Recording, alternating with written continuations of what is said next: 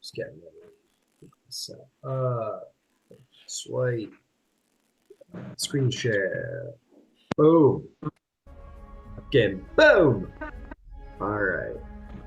Yeah, sorry, I had a loaded moment. All right, so we'll zoom out. Okay, welcome back to Total Trauma Island. Let's hop to it. So, last couple of sessions, some stuff has happened. The New Dawn, at the height of its glory, having its captain received a astral chart of the phlogiston to gray space. You guys decided to go on a little astral voyage and find your way into that new realm to find some new work, some new contacts, and learn about flying between the different plane spaces, but were encountered by the Nautiloid that seems to be commanded by a particularly powerful mind flare bearing a sunblade of purple light. The prophet Svazuk commanded, and with the help of the betrayer Spelljammer Loradi Suthra, who is actually half Scro this whole damn time, you guys were defeated. The New Dawn was defeated, and the party that you see before you, including Zalace, who is not here today, is all that remains of the crew of the New Dawn. As even Captain Lunarbow was slain in his final moments of surrender. You all were taken prisoner, or most of you, I should say, were taken prisoner above board the Nautiloid, but it was up to Varsh and Chaplin to free the party, and so they did. They went aboard the New Dawn, found some remaining equipment, and returned back to the Nautiloid, sleuthed aboard the ship, and were able to free the party, who were all in their own various states of disarray. Ed had just been found out about the nature of his tattoo markings by the mind flayers. The answer was extracted from him through a series of mind probes and the torture of the body of Ed's father, who has become now an Illithid thrall, seemingly captured some time ago, and his expertise utilized to the mind flayer's diabolical command. Bisan, having extended herself beyond her psionic abilities, is able to sort of sense the astral plane around her and see the oncoming Chaplin and Varsh. A-P0xi trying to make their way out, but unsuccessfully, and Varsh reliving his worst moment of his life, but being assured by his patron that his survival last time would ensure the survival of his party this time, and that she would not put him here if she did not have proper designs of what was to happen next. And so with that, you were all managed to escape by the skin of your teeth, by the hairs on your chinny chin chin. You're able to jump ship all together all at once, not get lost in the void. Oh man, it was close though. We almost lost, who was it? I think it was Ed. I think we almost lost Ed as you all jumped into the Astral Sea, but you were caught at the last moment, and all of you just remained floating in wild space away from the Nautiloid, lost in the Astral Sea, but not too lost apparently. It seems that this ship gave an eminence of literally instinctually repelling energy came forth, and it seemed that the Sans people, the Githzerai, have come forth and invite you aboard their ship to safety. So that is where we will proceed to. You are all brought aboard the main hull of the ship. You are extracted from the Astral Sea in a very much almost in a Red Cross kind of way, in a very like we're here to help sort of way. These monks sort of float into their hangar aboard this very strange and alien ship, which reminds me, I want to send you guys a picture, if I haven't already, of what this Dreadnaught actually looks like. as it appears to you. So in the Facebook chat, I will show you. It's not exactly. It might be a combination of the ship that I've shown you here in Tailspire and this one, but aesthetically very similar to what is being posted on Facebook presently. So that is what the Dreadnaught sort of looks like.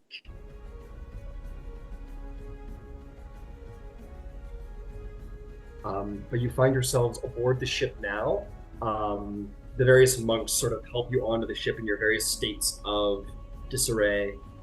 They seem to be commanded by one who sort of stands amongst them all, who's blue cloaked, but otherwise is in the same apparel as the other monks and is looked to as in sort of leadership position. But you're all just sort of brought aboard the ship. What's going on? How are you all reacting to this? What's the deal? Yes, Bisan. The first thing Bisan wants to do is to try to rally the crew, because in that last moment, a couple of people were really in dismay, and Yep. the presence of my people can be it can make people uncomfortable. Yeah, certainly. So you turn to your crew to try and rally them. And I'll go through, I believe, the various states. Please correct me if I'm wrong. I'm going off of memory here. But Varsh is in complete, like a mad turmoil, I believe. I am hallucinating. Oh, that's true. You're having, yeah, he's fully like, medicine check to fully determine what's going on with him, but he is not there altogether. That much is clear. Ed, I believe you're in a similar state, not necessarily hallucinating, but you are in a similar. I'm like in the third act of The Thing as far as paranoia goes. That's a great description. Yeah, I'm like the guy that's like, I'm cool, dude. And you see the noose in the background and stuff. I'm like, I'm cool. But I'm not, because I just had a lot of rapid fire trauma. And I think the last thing I saw was my dad's empty cavity head. Yep. Or at least scalped in the brain. This like purple veins, brain sort of bumping in his brain. Very strange. I'll tell you what. Let's do it this way. Bisan, why don't you roll me just like a general medicine check to assess the group as a whole? I found my favorite dice. I think I'm gonna roll it. It's not gonna be great. It's a 12 on the dice. You said medicine, 13. Yeah, 13. So you see Varsh is sort of like looking at things that aren't there. You suspect probably hallucination. You see Ed's like, yeah, no, I'm good. But his eyes are like looking you over and around at everybody, and it's very twitchy. You get the sense there's maybe some paranoia going on there. A-P0xi, how are you doing? Okay. A-P0xi was still very on guard, making sure that everyone's still standing somewhat, just there in general, making head count of everybody. Got it. So A-P0xi seems to be doing all right. Maybe is still, being a robot, it's hard to say, like, still has adrenaline going on. And maybe very robotically is like completely like exited combat mode and is now on like similar to you, like rally mode, like keep the crew together. Is everybody okay? Kind of.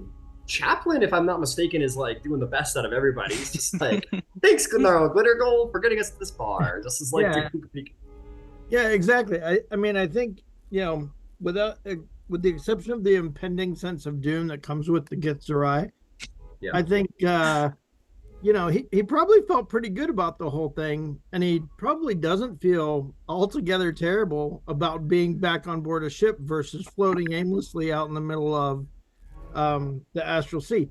He's been on board hostile ships before and survived it, so this probably isn't the worst thing in the world for him. So Chaplin uniquely, his life experience uniquely training him for these series of events, seems to be doing like almost worryingly pretty good. Is doing excellent. And lastly, I'll say Zalace, who's not here.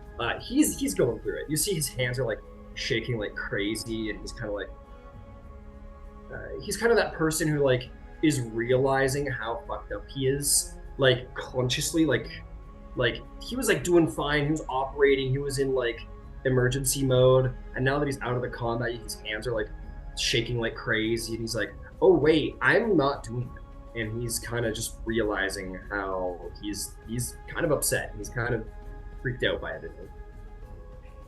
So your party's doing half pretty good, half really not good. So Bisan would like to will address the blue cloak Zerth. Yep. That is, and just for your sake of knowledge, there's only so many like ranks. They're not really ranks. It's more like, they're more like levels of acknowledgement of psionic prowess. So it's like if we're gonna talk about the Jedi, right? There's like Padawan, then there's Knight, and then there's Master. It's very similar to that. So Zerth is like Knight, basically. So Zerth means that they're above monk. They're not like they're above like a trained monk. So you approach the Zerth, and he will speak to you in Gith. I have a significant report. Allow me to collect my crew. I have no We've doubt. encountered Illithid. They are not okay.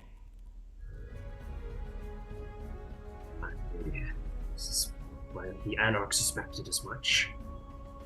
We detected, well, the Enlightened detected a significant sound presence, many of them. And so we have come here to hunt Illithid, and we found all of you instead. And Bisan will What do turn. your crew require? Yep, go ahead. Sorry, you first. As soon as like he pauses or there is a pause, she will immediately first go to Zalace. Like she wanted, put a hand on your shoulder. She wanted permission to take care of her crew. Yeah, she'll put your hand on your shoulder first and say, Githzerai, who are you? I am Bisani Sandro. Are you a traveler of the Astral? Only recently. You are not one. You are not one of Limbo. I am. 6 years ago, I was sent on a mission to infiltrate and abolish a nest of Illithid. I'm the only survivor. It's not easy to find a ride to Limbo. Ablashah, which is what he'll say, which basically means first among men. So it's like, basically to say, like, you are not the first to suffer it so, and sort of like a sympathetic word. And he says, welcome home. And he'll sort of do the monkly bow to you. He says, please, and he'll gesture to your crew. The first person I will go to is Zalace, and I will speak to, like, I will come down so that we're eye to eye because she's a lot bigger than him. But she's going to speak because they're still connected psionically through his, and she's just going to say, these are my people. We're safe now. He'll just kind of, right, yes. And from there, we'll then go to Varsh. Understood. You head to Varsh, you turn around. Varsh, as you were brought into the hold of this Dreadnaught, what are you doing? Like the hallucinations that Varsh has are of like crew members from the Void Light, even like you might even see just like the head of Lunabo like rolling across the floor behind. He's haunted by all the things that are like of his past, so he's not even looking at Bisan when he's like. So you're looking off, and you see Squats, the Hadozi, who it was his first sort of day in wild space aboard the Void Light, who sort of like was working under you, and died aboard the Void Light. He's sort of looking at you and says, "You all right, boss?" I'm fine. I thought You don't seem fine. You look pretty wounded. I'll go get the captain. the captain, he's alive. Of course. I mean, I'll be right back.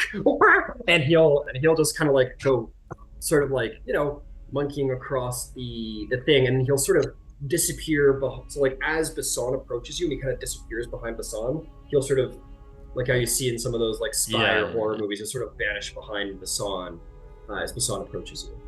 Wait. No.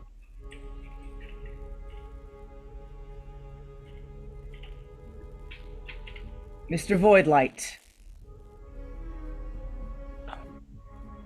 And she'll put a hand on his shoulder. Did you not see him? Dozy, same as myself. He was right there. We are on a Githzerai ship. And for the time being, we are safe. Safe? He was right there. I could hear his voice. He was going to get the captain. And she's just going to stay with him. Got it. You hear some of the Gith kind of looking at them and looking at all of you guys, not in like a judging way, but like very sympathetically. Or they're monks. They're not deeply emotional individuals, but they're sort of assessing, and they would be throwing around the word Turok. All of you would be hearing the word like other words, but Turok is thrown in there a lot. And those of you who understand Gith would be Ed and Bisan would know that to mean like insanity. It's the word for insanity. So they believe that you've gone mad. And yeah, I also understand Gith, so you also understand Gith now. That's right. Yeah. So you would understand that as well. They're basically looking at your party and they think you've all gone mad. You think I'm crazy? Did none of you see him? Varsh Voidlight. What? Do you see me now? Yes. Of course I do. Look around you. Tell me what you see. What do I see? Let's Besides see. the monks. You look around and why don't you make me a perception check to see what you see? Oh boy, I have a disadvantage of these right now. So that's a 5. Perfect. You look around.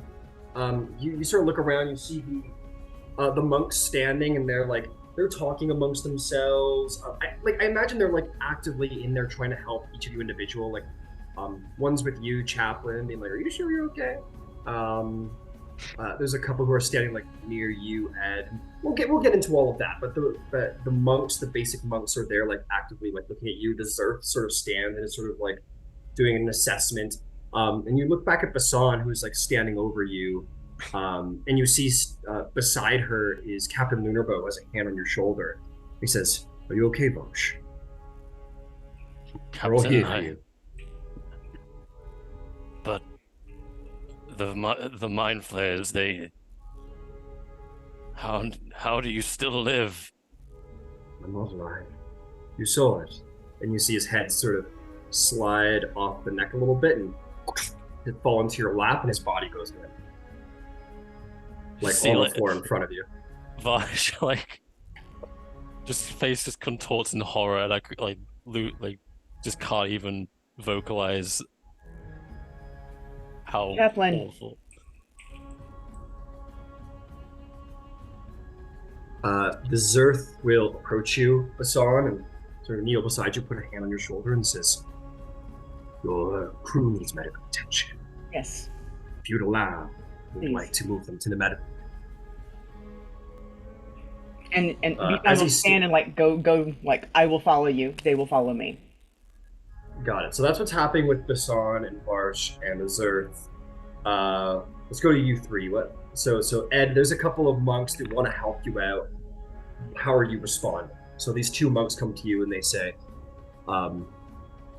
"Earthborn, are you okay? We wish to move you to medical. Have you assessed for damage? Are you all right to move?" And just gonna like dart his eyes around, looking for like something akin to like a window or anything like that along those lines.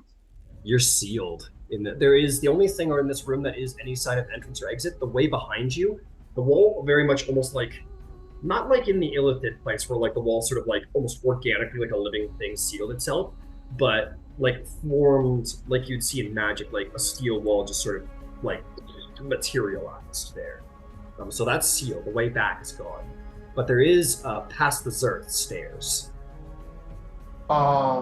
And do I still have my box with like my stuff? What happened to those things? They take them? Yeah, you've all got that stuff. That's all yours. They didn't take that from you. I think I'm gonna frantically try to open mine. And I'm thinking these guys want to take my brain. None of this. All these guys maybe want to take my brain. I think the crew originally wanted to take my brain. So I'm just protecting my brains. And it's like, I'll even roll something to open the box because I don't think it's like you know. Yeah. I'm not really. If you want to try and like physically like tear it open, go ahead and make an athletics check. Go for it. Because if I was of my rightful mind, I would do some cool artifice. I'm freaking like that. That's a nat 20. Oh my goodness. You're sort of they sort of like they're walking towards you like very like calmly, but in your mind it's very like this, and you kind of just have this like fear adrenaline moment where you just like rip the box open and the lid just goes like flying across, and the monks sort of like they don't go into combat mode, but in this moment they go a little less from passive to like, okay, this person might be a danger to themselves a little bit, and they kind of like open their gate a little bit. But your box is open. All of your supplies are available to you. I am going to grab my focus. Yeah. And what a perfect first time to try and use arcane firearm. Because I am just like, I'm like aiming it like a sort of like, stay back sort of deal. Yeah, the monks sort of like definitely now take like a defensive position. I want to come back to that in a second because there's probably going to be like a cabin-wide reaction to you pointing around a firearm. But I'm going to go to everybody else and see what's going on there. So, how about you, A-P0xi? Yeah, so A-P0xi, one of the monks approaches you and says, and sort of looking at you, unsure how to approach you as you are a robot. Sort of like looks at you and says, we'll greet you. I had like a greeting here. Hang on. I'm trying to use cool Gith words here. He says, Githzerai, are you conscious? Are you alive? Yes. Are you friend or foe? I have a word for that. I have a Gith word for that. He says, I am Rastil. I am ally. Friend. Can I say during this time, seeing him go frantic, can I like prepare to stop him? Well, we're gonna circle back in a second. I just want to see how you and Chaplin are doing. But yeah, he approaches you, so we can say that he's just like, you guys are very calmly communicating, and he says, do you have any physical damage? You experienced a great trauma, and he'll begin to sort of speak to you. Yep. Slight damages to my face, but nothing I can't fix. I see. We'll be happy to escort you to our medical bay, where we can help treat you for your wounds. Despite your metal form, they'll be able to help regardless. And we'll just, do the basic medic thing. Chaplin, one comes to you and says, he says, Githzerai, you are auto-gnome. Are you well?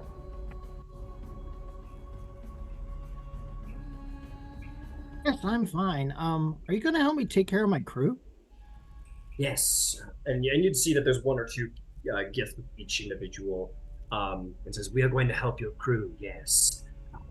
But I am here to help you. Can I escort you to our medical bay for treatment? Yeah, that sounds great. I'd love to help, but I could use a little rest first. Would be excellent, but yes, please, right this way. And we'll say in this moment in the corner, everybody's drawn to the attention. And Ed, probably of a great joy to you, Uh, what's his name? What's your little robot guy's name again? Otto with 2 T's. Otto.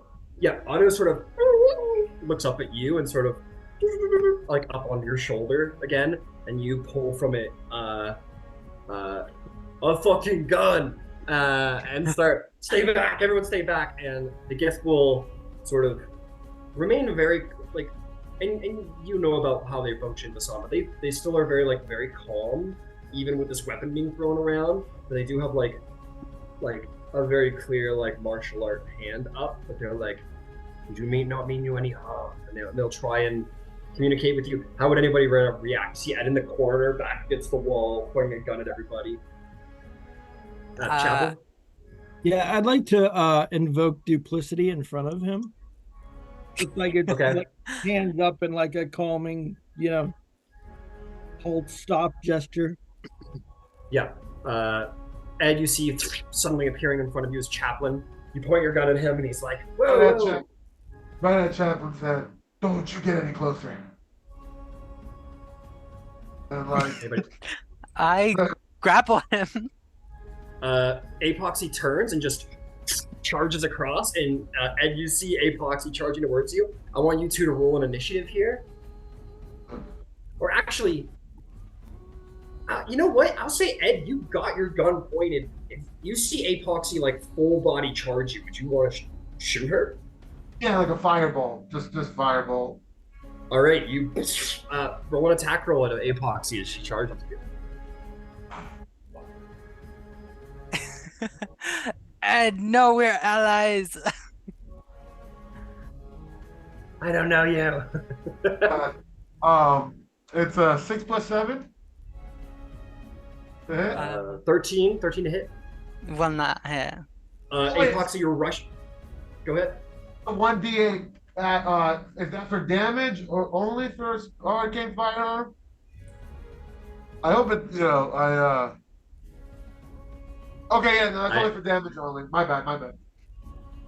Okay, so you fire the shot. It's close, but A-P0xi's rush is a little too fast, and it goes over her shoulder, and she like lunges at you. A-P0xi, make me an athletics check. Ed, you can make an athletics or acrobatics check to try and counter. Okay. Let's go acrobatics. 18. 16. I mean, 16. 17. 17. So it's close. A-P0xi, you body Ed into the side wall of the Dreadnaught. Boom! There's a smash into the wall, and you like grab onto Ed's arm that has the pistol, and you're just, and it's a close match. But those two Gith are gonna like jump in on this as they recognize Ed is like a danger to everyone around him and himself. So they're gonna back you up, A-P0xi. They jump in. Make these at disadvantage, Ed, but make me 2 more athletics or acrobatics checks. So make 2 more at disadvantage as you're already grappled. And they're gonna just try and like fully shut him down. Okay, that is a 6 both times. 6 + 2, 8. 8. The one guy is not able to get his hand on you. You're a little too, like, the panic adrenaline is like a little too intense for him, and you kind of bat him away. Make me another one. Same deal at disadvantage. Yep. All right, that is a 6 + 2 again. 8. An 8. A-P0xi's got a good hold on you, but these two Gith try and lock you down. But they're dexterous. They're not strength based, and you bat both of them away. Stop kicking them. Stop it. They're trying to help us. Okay. In this moment, the Zerth turns around and sees this, and he charges you, but he's not going to try and restrain you. He's going to take his hand like this. He's going to try and like jet right into your rib. Oh my goodness. That is going to be a. Oh, that's the wrong stat. We are both prone, right? I don't imagine so. You're just kind of like against the wall, trying to hold Ed back. That's gonna be the first one's 13 to hit, which I don't think hits. No, just misses by 1. No, his hand sort of bounces off of the rock of your body. He recalculates. He brings the other hand in, and that's much better for a nat 20. However, he's not here to damage. So as he comes in for blunt, he's gonna intentionally blunt his strike. And the reason he's doing this is that he's doing a stunning strike. I need you to make a Constitution saving throw. Try and I know this is for his own good, but don't take him out. 18 plus 5? Sorry? 18 plus 5 for the con save? Oh my you goodness. well save, but you feel this like nervous jolt through your whole body, and you manage to resist it. You are gonna take 12 points of bludgeoning damage. So regardless, he does take you down non-lethal. At this point, can I go into a rage and just try to keep him still? Yeah, you go into a rage as you're in like the adrenaline of the moment. So this guy comes in like it goes like a Neo in the first fight against Smith, and just goes and takes Ed to the ground in a decisive thing, and you just kind of jump on top of him. And the two monks in the Zerth are kind of over top of you. A-P0xi, they're not grabbing, not yet in the initiative, but they will start saying, "It's okay, he's down. It's okay, he's alive. He's all right." They'll trying to get you off him. Bisan? The moment the weapon comes free, she's waiting and would like to use her telekinetic movement to bring it into her hands and safety it. Yeah, you bring your hand on it across the way and into your hand, and you've learned enough from the commandant how to safety guns, and it's very easy to do. So you've got Bisan's arcane focus in this moment. But Bisan, you're unconscious under A-P0xi. A-P0xi, you're on Ed. You feel him limp under you. The Gith are like winding up to like physically remove you. But do you do it yourself, or are you just kind of like? I gently lay him down if he's unconscious. Yeah, he's unconscious. You let him down. You kind of try and calm yourself down. You realize that your circuits are a little fried from the intensity of the past events. It's gonna waste so many of my energy reserves. In this moment, you're going to see someone else enter into the hold. But unlike all the others, like the Zerth just has like sort of a blue cloak with a high collar. But in this moment, you see much different. Long, wavy, gray hair, very much a Fu Manchu mustache. But his hair is actually like sort of floating around him, like on the wind or psionically. And he very much floats into the room, like psionically. He's wearing a much nicer outfit, though very simple, very monthly, with wide, both at the base of the leg and the wrists, very wide and open. I'm gonna just shoot you a picture. This is difficult to explain, but you guys will see. You basically see like a hot grandpa Githzerai enter the chat. Literally, check it on Facebook. A-P0xi has never felt more conflicted. He will enter within, and all the Gith will sort of turn and see him and kind of regard him with interest. And he will speak to the Zerth. He's going to say,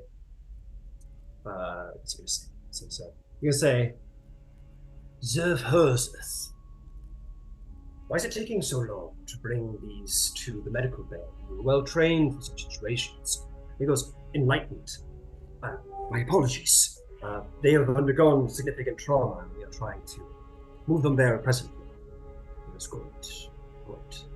When you have time, and once they've all been assessed and brought to their stable sorts of minds, the Archon would wish to speak to them personally. Just the Archon. So indeed, Zerth. Please proceed. And he'll look and see you, Bisan. And he will regard you and say, Zalace, which is, to be clear, for anyone who understands, Zalace is a very formal greeting that basically means for honor. And she will return the greeting. Really quickly, before they came, Zalace actually got into her box So she has her swords at back, and she has her side sword at her hip. So All right, he she's takes note of actually, that. yeah, Yep. I figured he would notice. So And he will just sort of regard you and will nod to the Zarth. He says, he turns around, nods, looks at all the other guests, says, all right, let's get them all moved up to the medical bay. They will pick up Ed, begin to move him, and all of you will begin to be very slowly, very carefully transported through the ship. I'm not going to move you all at once, but I'll show you what you see as you go. All of you have been on ships for years. You've even been aboard the Nautiloid, which was alien in its own way. This is very alien ship. It seems like the whole thing is made of like adamantine or obsidian. It is a very strange ship, and you cannot let go of this pervading feeling of like death or doom is coming that just like sits in your stomach. It's not like an instinct that's telling you to do something. It's just like that. It's an uncomfortability that tells you maybe you should go, that sort of lizard brain. You come upstairs, you will see two more of these sort of like grandpa monks, sort of just like floating, meditating in the air, one across from the other. There's two monks off to the side, sort of like doing like, martial arts with one another, practicing. You're all brought up, they all kind of stop and look as you're all brought through, and then you're eventually brought into a medical bay where you'll be attended to by a monk and another Zerth, and you'll all very calmly be like laid on the chair. Ed will be given restraints as he seems a little feisty. Oh man, I thought I deleted all the computers. Sorry, guys. But yeah, you'll all be brought in there. Ed will be sort of strapped down. I think Varsh, in his state, you'll be not restrained, but laid on one of the beds. And told like it's gonna be okay. They don't take the dragon away. The dragon stays close to hand. I think like they offer one beds to the rest of you, but they certainly have no issue with the rest of you standing. But they definitely want Varsh and Ed. Oh god, come on, brain. Zalace? In Zalace, thank you. In Zalace sort of laid down. But you three, it's optional if you want to take a seat or not. And they're just going to start like tending to you and your wounds and such, and this will begin to start to count towards a short rest. And you guys are kept here for the hour, where you guys can like short rest. Ed, you're going to be out for a little bit. They would provide healing, but they're happy to let you sleep. So they'll help you in the like short rest kind of way. They'll like bandage you and blah blah blah blah blah. But you'll heal through the dice. They won't like get you up magically so that you can be crazy again. They'll let you sleep. So you guys will have an hour here as you're sort of, I don't want to say sealed in, but you guys are, the room closes behind as they're left behind, but many monks stay here to kind of tend to your needs. Is there anything anyone would like to do here in the medical bay? I'll stick by Ed just so he doesn't go crazy or whatever. Or if he somehow gets out of his restraints. Got it. You got Ed. You're staying near Ed. They have a couple I'm on monks. madness duty. On madness duty. They do have a couple monks that will stay near toward Ed, as he is a danger. Varsh is beside. They probably put Varsh on the other end of the room so they can't plot together. I look at Varsh and I do this. Varsh ain't looking at you. Varsh looking at the walls, baby. Yeah, but you all find yourselves in here. So the hour begins. All of you are laid down, calmed. But it's a very serene medical base. So there is that sort of like, there's incense going. There might be one monk in the corner who's doing like the bowls, the meditation bowls, and it's a very like, they're not like medically sedating any of you, but they are sort of creating a very calming, very, very soothing atmosphere. Like you're going to the spa a little bit, and it's nice, and you feel your nerves sort of, some of you may be chilling out, some of you not. Yeah, if this is just a temporary like triage type of thing, I will actually attempt to assist in whatever way I can. Okay. You go around. They tell you that how they wish to perform their sort of medical assessments. They want to like give you all like some time to breathe, and there would be like someone sitting with Varsh. One of the monks would be sitting with Varsh and be like, just speaking to him about his experience and trying to understand his things. Basically, doing like a psychological assessment. And they say like, let's let them heal like naturally. If you have magic so wish to contribute, go right ahead. We want Ed to sleep, so regardless of him, if you wanted to heal yourself, your friends, go ahead. We'll let Ed sleep, and hopefully that'll help with whatever he's going through. And they're just doing a medical assessment of the crew and trying to give you guys some time to soothe out, calm down. Okay, so they're not doing any active healing?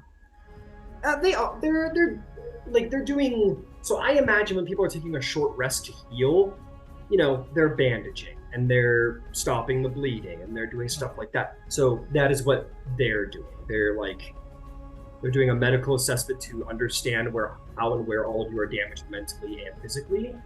Probably get a report on your experiences and doing a little physical treatment, but nothing magical. Okay, I'm actually going to do a prayer of healing then. Okay. Oops. You pray to Nara Glitter Gold, and you can assert that magic to who you please. So everybody gets 13 points of healing. Oh, lovely. Thank you.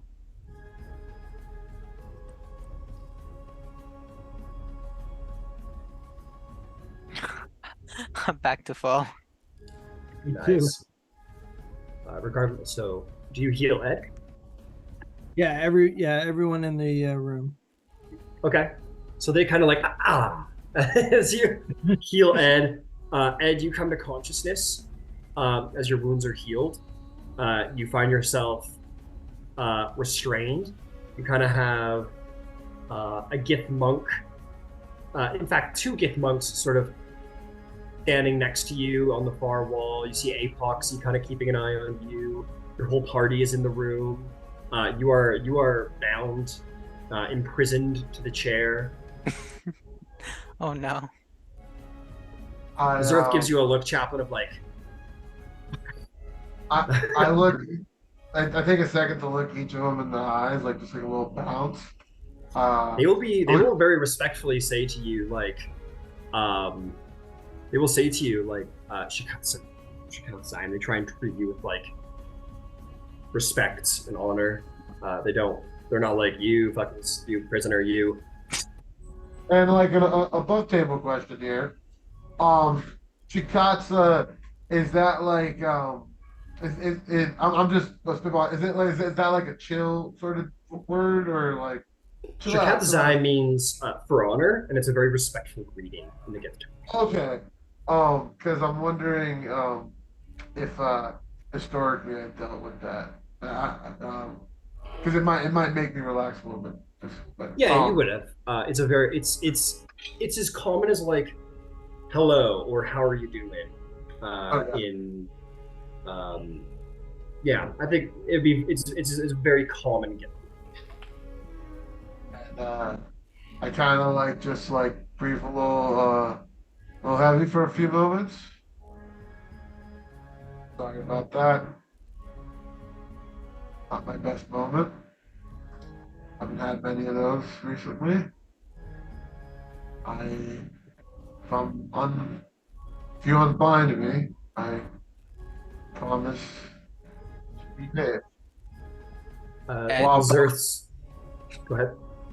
Each word I said, like my gaze bounced on a different person in the room. Make me a persuasion or deception check. Can I do an insight on that? Absolutely. Okay. Because you better believe they all are. He's done this twice now, so I will be on my guard. A 19 persuasion. An awesome 5. An awesome 5. The other two regular monks sort of look with, like, okay, all right. The Githzerai, or they look kind of like unsure. at each other, and you are as well, like A-P0xi, like you're not really able to read through this. You're like, I don't know if he's lying or if he's being honest. The Zerth, though, does approach. Doesn't touch you, but he will give you the same sort of kind greeting. Which yeah, there it is. He says, Githzerai, what is your name? Yank. So he calls you child, as if to say young. So Yank means young. And Jord. Welcome to our ship, Ed Jord. You have been through a great deal.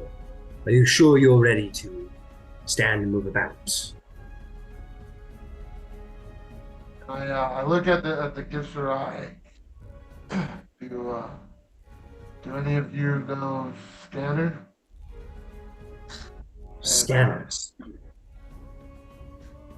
Yeah, he helped smuggle me a few times. He's one of you.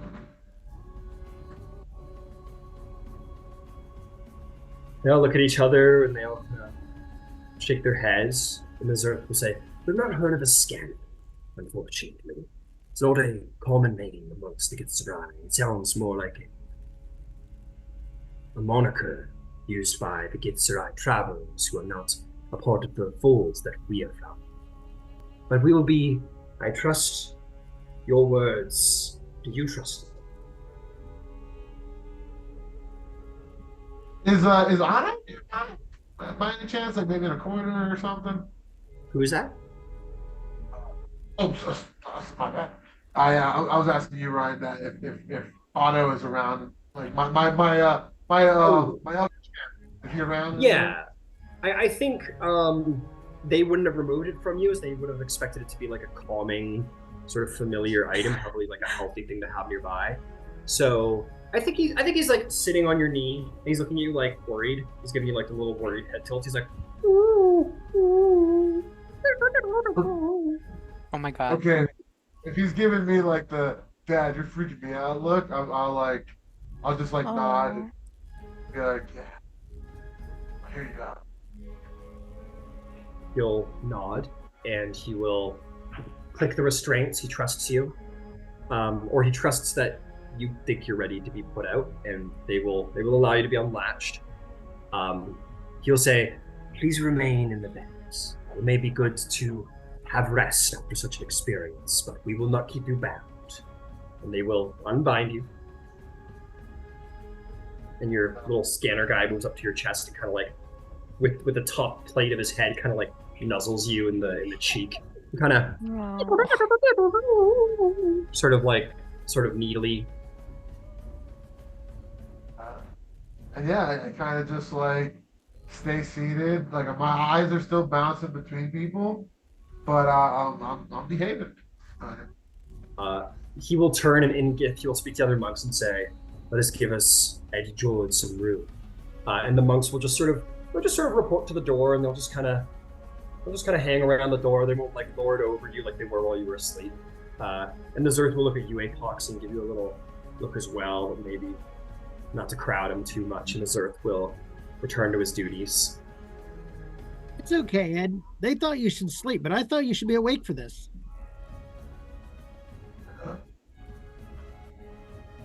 I look at Chaplin. It's kind of like Oh my god.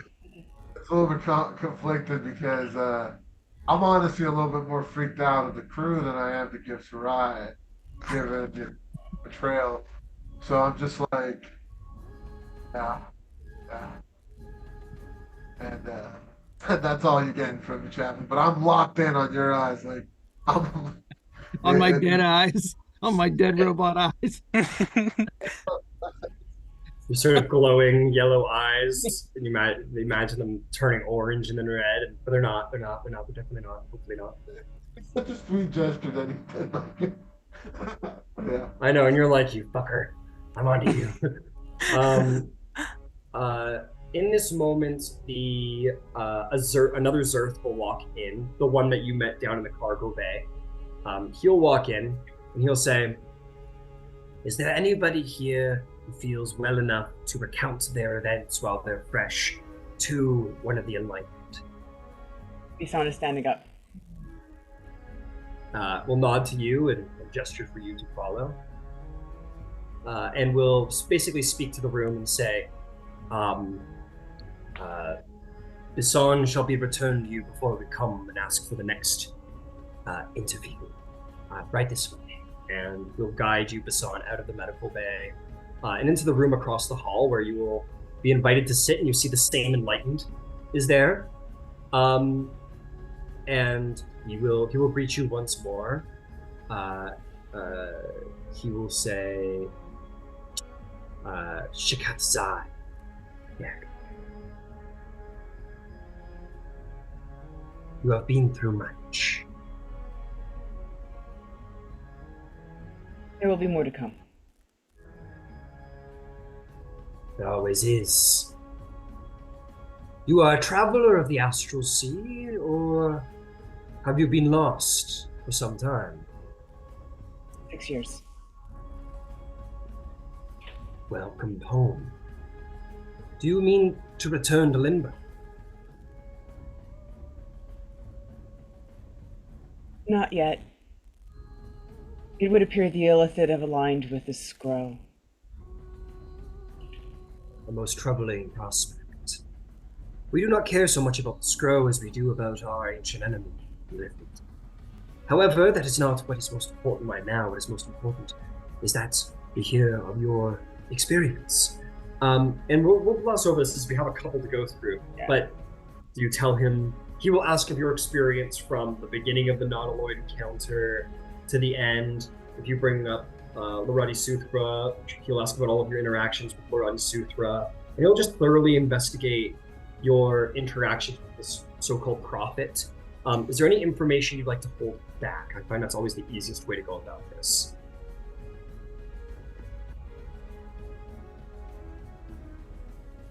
Not particularly, but I want to emphasize that they came for the key, that Ed was the key, that Yersinia had something about the key, that the prophet talked about bringing back the Illithid Empire and an accord between the Skrull and the Illithid. And that this was the sealing of that.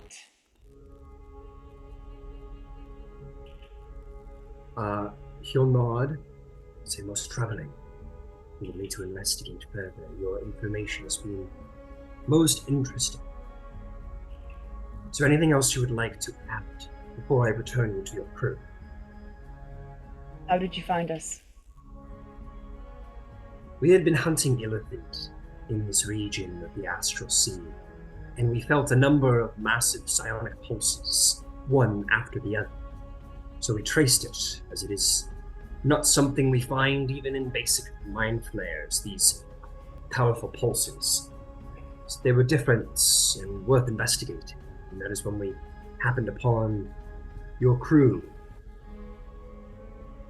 Rest assured, Bisan, we have every intention of continuing to track this prophet. He will become the target of our plan. Excellent. He will, without a word for being an Enlightened, you expect psionically, Enlightened don't really do that. He will speak to the door and he will say, "We are ready for the next." And the Zerth will return and kindly return you to your crew, Bisan. You guys will see Bisan. If any of you were worried Bisan was being, I'm looking at you, Ed, taken by evil forces, Bisan is returned to you all safe and sound. The Zerth will say, "Is there anybody else ready to recount their events of today's misfortunes?"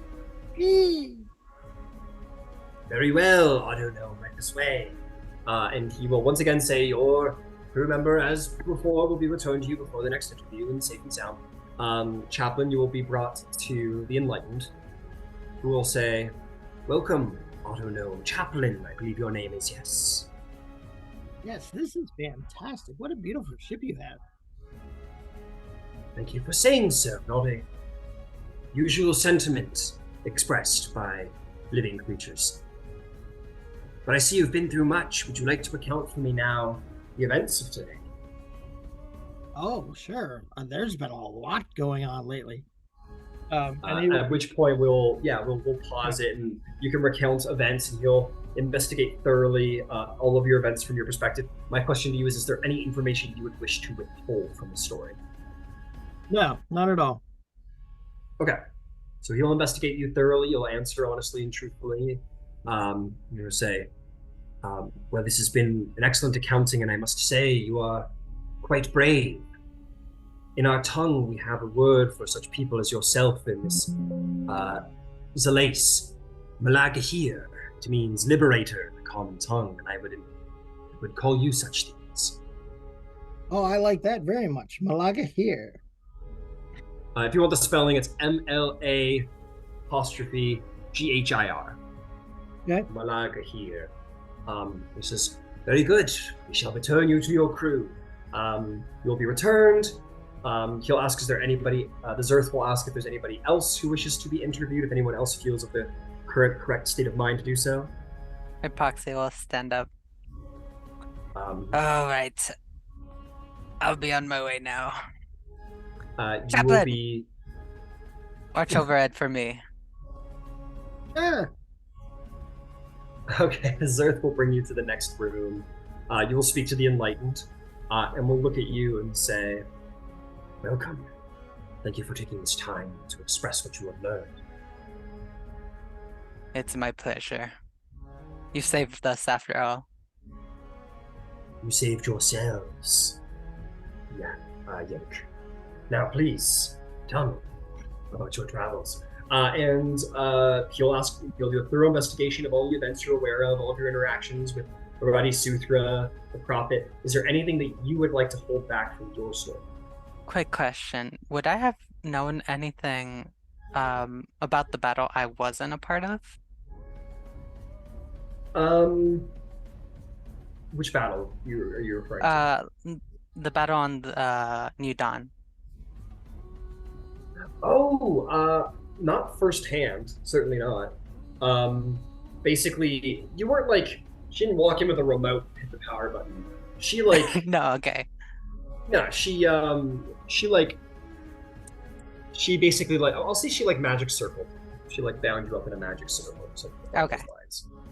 So you were present. You were probably like banging away on it, and eventually, what would have happened is like there would have been huge, like probably for you, if that was the case, A-P0xi, you were conscious while it was all happening, and you were just sort of like trapped in a magic circle, and all you could hear was like explosions and your crew dying, and you unable to help them, and then everything going quiet, and a couple minutes later, like mind flares walking in, just like mind blasting you into unconsciousness. All right, yeah, I'll just let him know everything then. Okay, you let him know everything. You'll say, thank you for your account. Is there anything else you would wish to tell us before we return you to your crew? I do have a question that strikes me curious. Please. Do you know a man named Waninsky?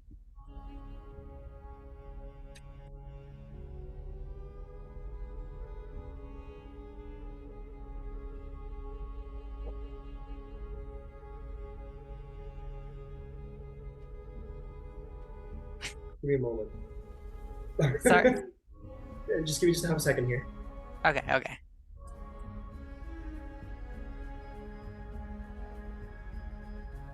You'd say, yes, our ship crossed paths with, well, one of our agents met such a gnome who went by Zinsky. Okay. Thank you.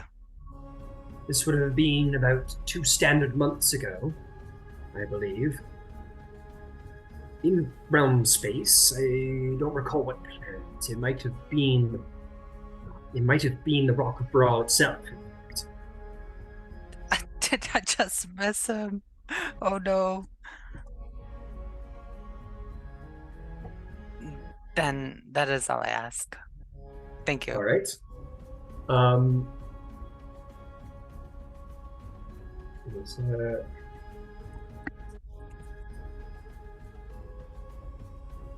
All right.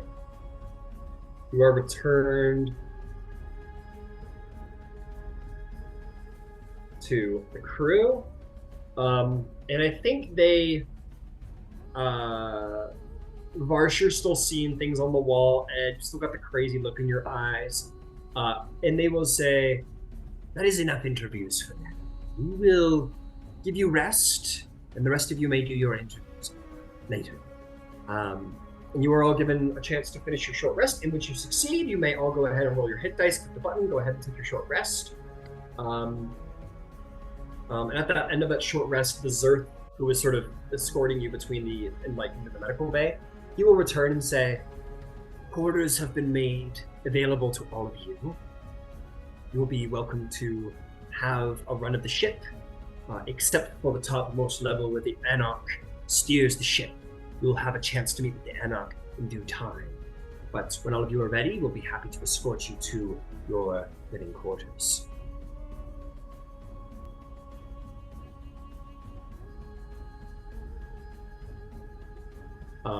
And you'll be shown there, all of you, including Ed.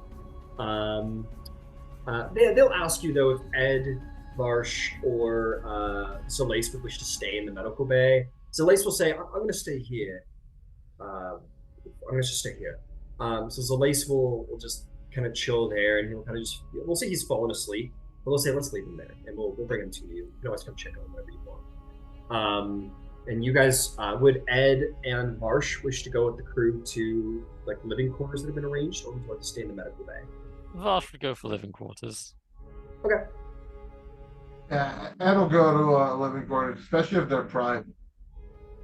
Yes, they are private. They will have used their power to have installed a door, as they don't usually do that, but they will do it so that you guys can all have your privacy. Nope, that didn't work. Come on, brain. There it is. Let me install a door for you. There. That's a little intense. Maybe this kind of door is what we like. Yeah, there you go. So you guys are all given a door. These Gith will be moved to the other living quarters so you guys can have your own space. And yeah, you guys are all brought there. And you are again told you have the right of the ship. You can go wherever you want, to whatever you want. Except for the topmost floors, that is where the ship is piloted from. What would you like to do?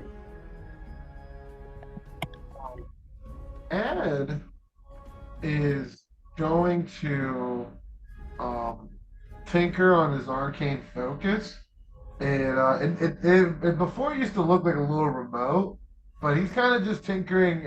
He's tinkering it just to like nothing intended to do anything in the present. He's just turning it into like a full-on looking like a little beam pistol. Days of no longer wanting to build weapons are gone for Ed Yor. He now embracing them, and he's gonna be carving into the handle portion some sigils to make it an actual arcane fire. But it's again mostly tinkering just to like find the ground beneath his feet. You know, this is probably where he's somewhat going to keep himself sane. And he is just focused because he is ready to build anything and everything to kill this prophet. You got it. You do a little escapism through your tinkering, no problem. But you guys all have some time to yourselves. You have to run up the ship. You can do whatever you want, speak to whoever you want, do whatever you please. Get a long rest, wander around, whatever you wish to do. The Dreadnaught is yours. Thank goodness, I need a long rest. Yeah, you walk over to the corner and you shut down for a bit. I am going to definitely check out this Dreadnaught before my long rest. I want Fair to see. enough. I want to see the ship. I am curious. Fair enough. What about the rest of you, Varsh? Varsh wants to hide in bed and just kind of take comfort in Ethelith being the one constant hide from the visions. Understood. You want to go hide in the visions a bit, and that is understandable. And Ethelith will sort of just like he'll cuddle you. That's the word I'm gonna use. He'll just kind of like lay himself alongside you and like just kind of like hold on to him and grip him and whatever you need. You guys see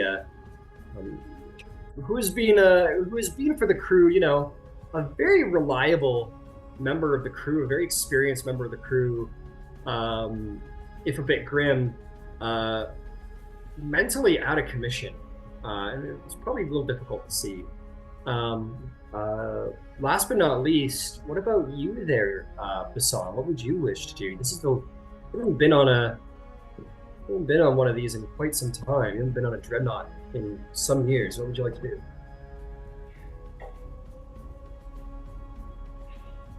So this is the same day that everything has happened. We have not had a long rest. That is correct.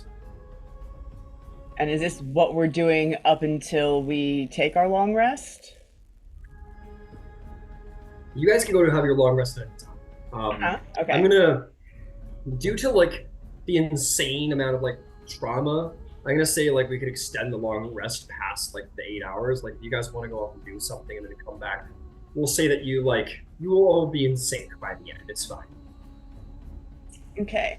Maybe the people go to bed early, kind of roll around a little more, kind of like sleep in a little bit, get a little extra sleep.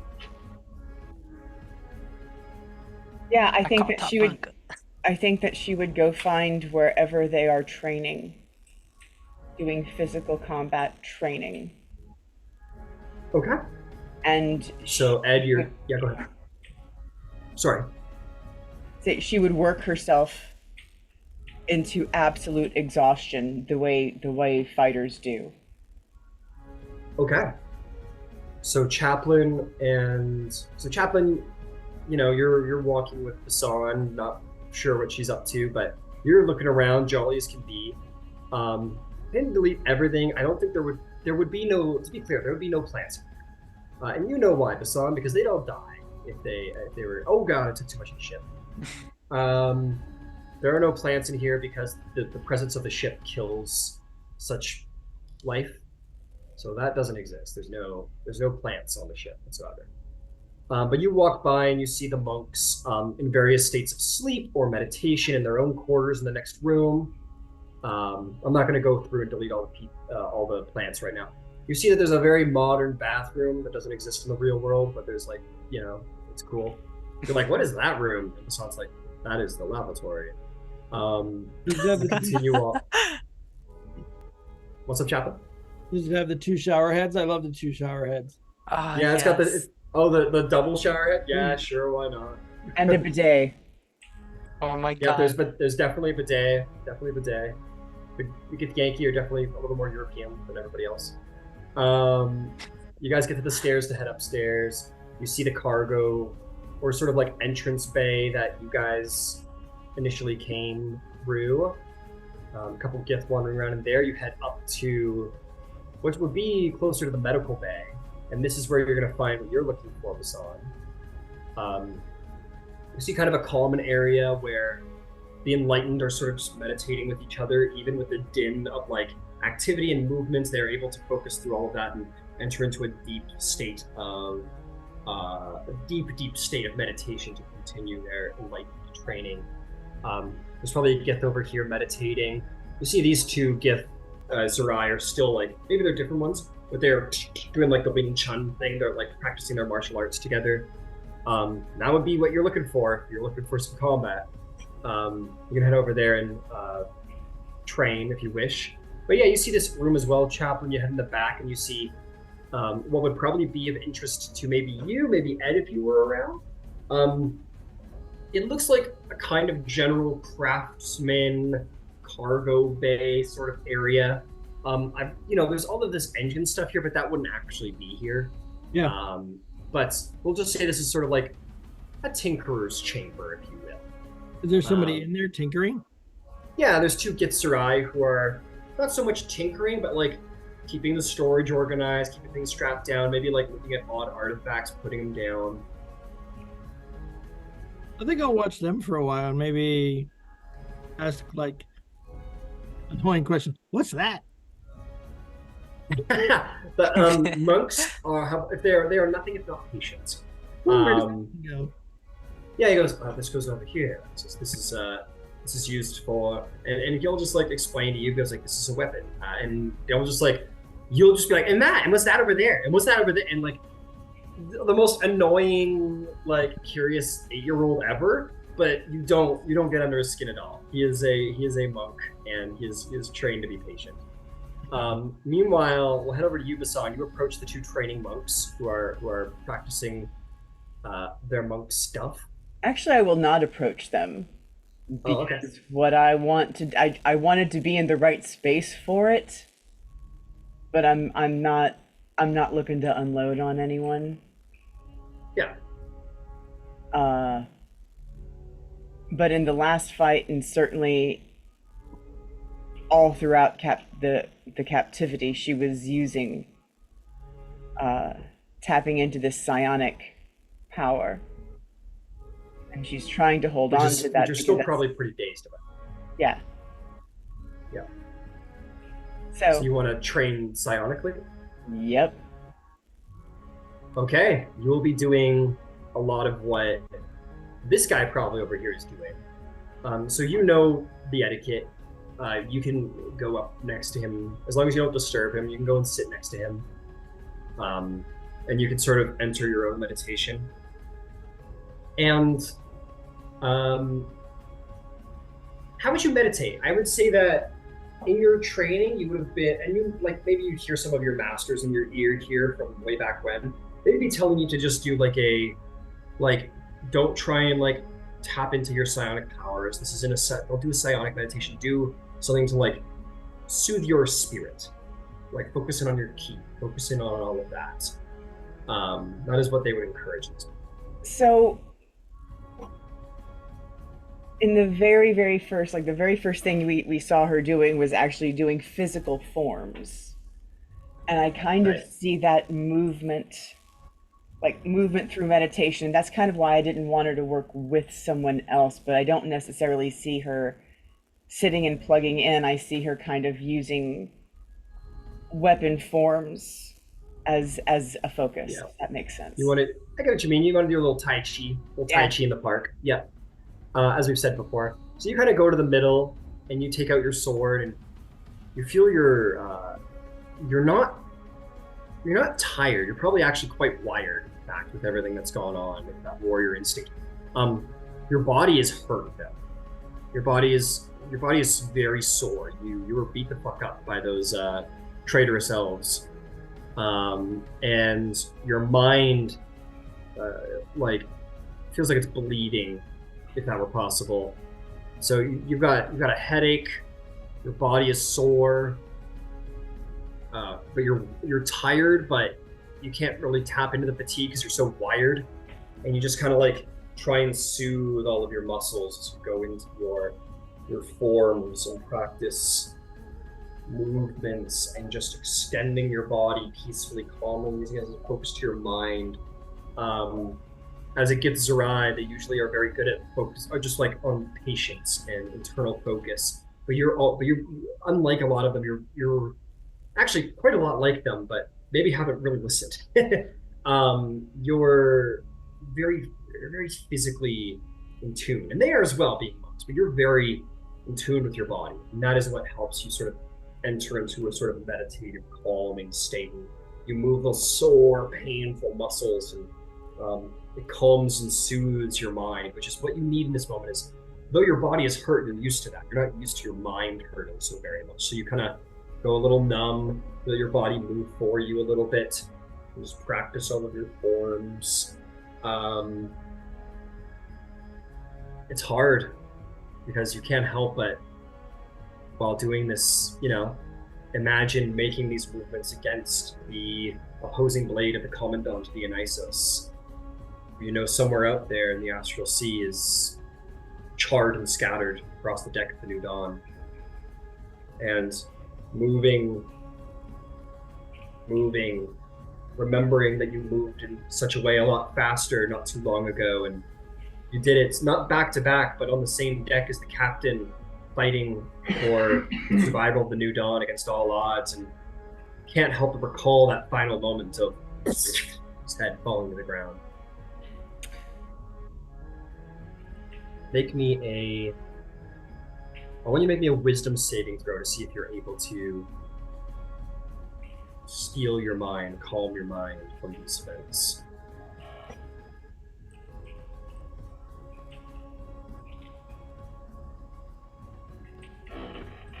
16 on the dice. 17. You're successful. At certain points, you feel panic, maybe beginning to sort of bubble up. You feel helplessness beginning to bubble up.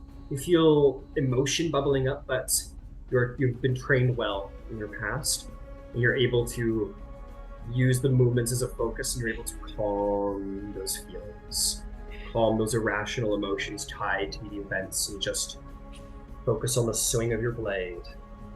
And you can try and come to terms with that later, but right now you're just swinging your blade. And you don't find yourself fall into any sort of madness as you allow yourself moments of recollection. You continue to keep strong in your spirit.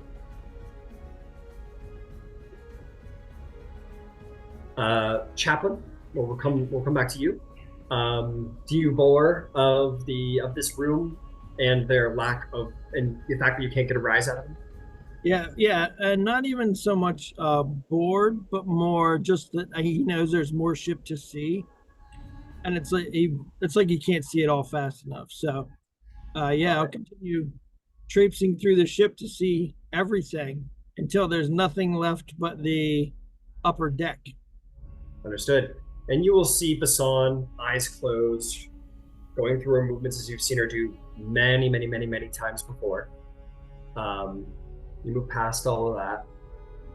You see, like, maybe this is Earth walks down the wall, sort of gives you a nod. You've seen him before. They're all very, very sort of respectful as they pass. Every single Gith on this ship is. And these doors. This door goes into that, like, interview chamber you were in. This one goes into the medical bay. You could go see Zalace if you wanted to. But he's probably asleep. Wherever he went. There you are. And you move onward, and you're going to come to a very interesting room. You see this is more of like a study room. You see strange, like on one table, there's some strange minerals. You see some monks being guided by a Zerth. It seems to be almost like a research bay, if you will. Strange flora, strange fauna. You do see, there's actually a mind flayer who would be in here, and it's just like sealed up within, like in some kind of cryostasis, some kind of enchanted stasis. But what's probably the most interesting thing in the entire bay is at the back room, there is this like glass cylindrical like casing tube, if you will, and inside you see this strange shard of what looks to be like obsidian or adamantine, but it is entirely malleable, and it like geometrically like change shape over and over. Have you ever seen Lucy, the movie Lucy with Scarlett Johansson? Yeah. At the very end where she's like explaining the universe, and she's like taking a pen and turning it into like all kinds of crazy different shapes. Right. We're forgetting the black hole and the sun and all of that. It's like that. It's this obsidian geometric shape that's like constantly changing its form, like a shard of something. Oh, what's this? This one looks at you and it says, "This is a shard of the chaos stuff of Limbo. It allows the Dreadnaught to maintain its form and shape. I'm sorry, a shard of the what? He sort of he says, "Are you aware of the plane of limbo in which we Githzerai hail?" Oh yeah, I've heard of that. So limbo is a plane of pure chaos, and it is full of malleable material. This is a small shard of that material, and through it we are able to shape the Dreadnaught into any forms, or I should say the Anarch is able to shape the Dreadnaught into whatever forms he pleases. Oh, that sounds very amusing. It is. It Is is he very gonna powerful. What? Is he gonna shift it soon? Well, I don't think I don't think she has a reason to shift it. But for example, your living quarters. It didn't have a door before, but upon request, she established one to ensure your comfort. But at a moment's notice, she could completely reconfigure the shape and rooms of the Dreadnaught. Oh, I see. That is very handy. It is a difficult process to perform. These Dreadnaughts are not created easily. But when we are done with our Dreadnaughts, we take this shard, and then the Anarch, after all the other gifts have left, will return to Limbo, and then the Dreadnaught will cease to be. It will disappear from reality entirely, return to Limbo. And where did you say that the Archon's room is? On the upper floor. Oh, okay. You will have a chance to speak with the Anarch soon when your crew arises after some rest. Oh, that'll be great. In that case, maybe I should go and have some rest now. As you say, and he'll call you the word that was used for you earlier. Oh yeah. He'll call you, as you say, Mount Dahlia. I like that. All right, good. I will head back toward where everybody's sleeping and put myself into sentry rest. Fantastic. Bisan, will you come to do that eventually?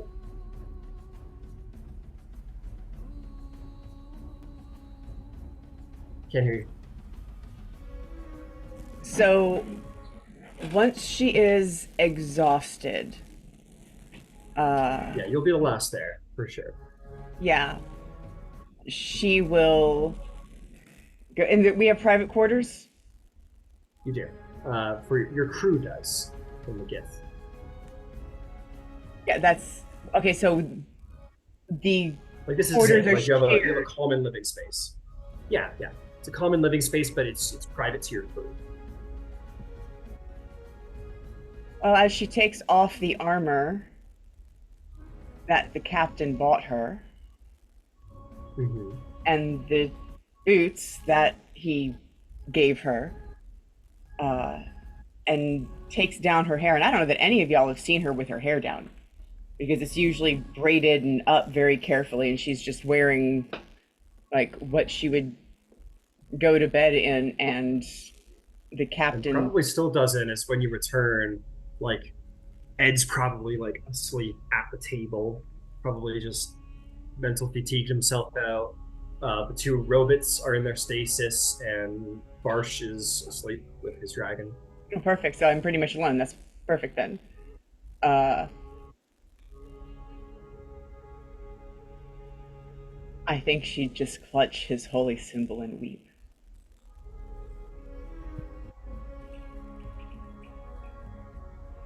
As you let emotion flood forth against your training, would you like to roll on the madness table? Yep. All right, wisdom save. You rolled for it earlier as well, as just so you know, while you were doing your meditations. It is a dirty 20. I'm not trying to roll well, I promise.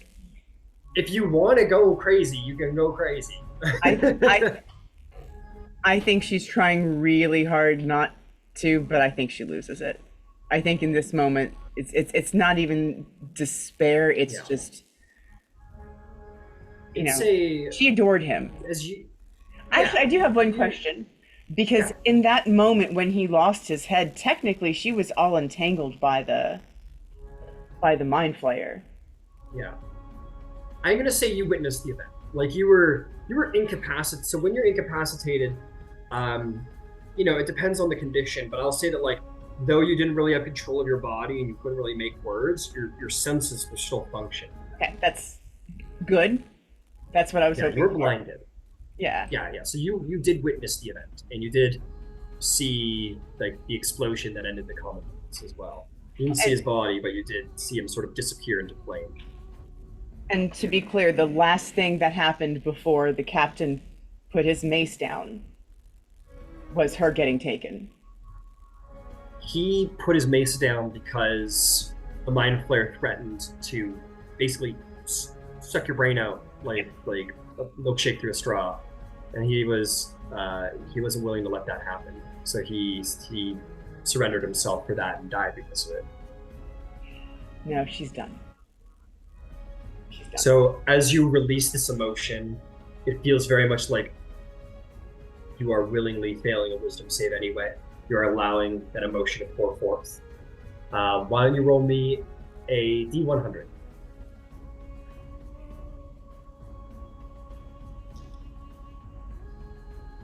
$63.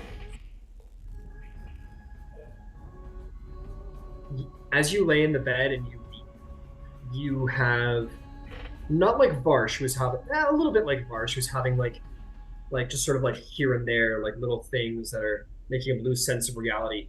You have a full, like you go into like a full vivid hallucination as you weep, as you just like, the event plays over and over and over, where you're fighting to the best of your ability. You lose track of the mind flare. You might decide it's your fault. You might not. Where the mind flare manages to grasp you about the head, and you feel its teeth bearing into the skin at the back of your head. Maybe even feel the wound marks in the back of your head still from where the mind flare placed his teeth on your head. And you see that where he is strong and mighty and has plenty of fight left in him, but he doesn't use it for you to save your life. He drops his mace, and you see the prophet swing his blade, and the head of Captain Lunarboat hit the deck, and the rest of his body go limp. And that just plays for you over and over and over. That event where you're like, you start seeing within the full, like your forms, your martial combat. You're like, if I just turned this way, if I just swung the blade this way, like my instructors told me, the commandant told me I had to watch my right flank, if I just, and you find all of the hindsight reasons why you could have saved him, justifiably or not. And you eventually, after about 10 minutes of experiencing this like deep, painful replay, you pass out. Just your body, your mind is too spent, and you just pass out in bed.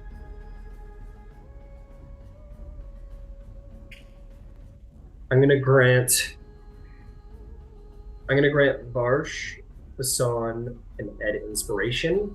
You guys have been playing into your various ailments and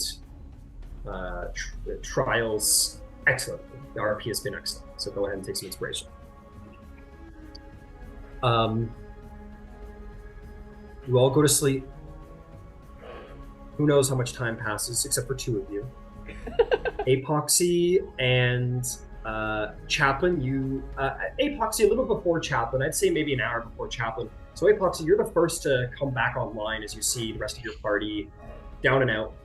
You come back online, all your subroutines go through. And what's interesting for you, A-P0xi, is and you can choose to go with this or not if it works for you for RP, but you being a warbot, your circuitry is built to handle trauma like this. Mm-hmm. And in your subroutines, your body, your basically your hard drive has been given a chance to process everything. You've processed it more efficiently than most beings, where a lot of people will take it and turn it into guilt or crushing grief or depression. You took it to better yourself to basically go, here's where I made mistakes, here's how I fixed them, and move on from there. And it's not a matter of you didn't do good enough, it's a matter of I wasn't as good before, I processed it to the best of my ability, now I'm ready to take on that situation again, better for it. And you come out of there, and that's sort of your sort of commander brain talk, where you know that you are meant to lead men into battle, and you cannot be hurting as intensely, and you learn to take that traumatic loss and turn it into a victory in your head so that you may be victorious the next time you see your party passed out, you know they need leadership, and you are a commander. Perhaps it is your responsibility to do so. Your emotional personality subroutines have sort of become more complex for dealing with trauma, being able to relate to other people with trauma, and maybe your personality subroutines have sort of expanded themselves in this time. But that's all up to you. So now that you've come online, is there anything you'd like to do? Woof. Well, as a learning robot, it's kind of hard to start somewhere, but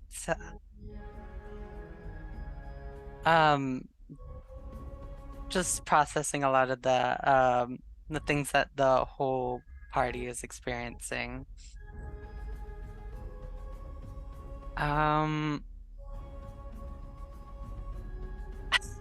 Yeah, there's like a querying your subroutines, like how would you like to proceed with like the underlying whatever. Yes, I'll take it. So what would you like to do?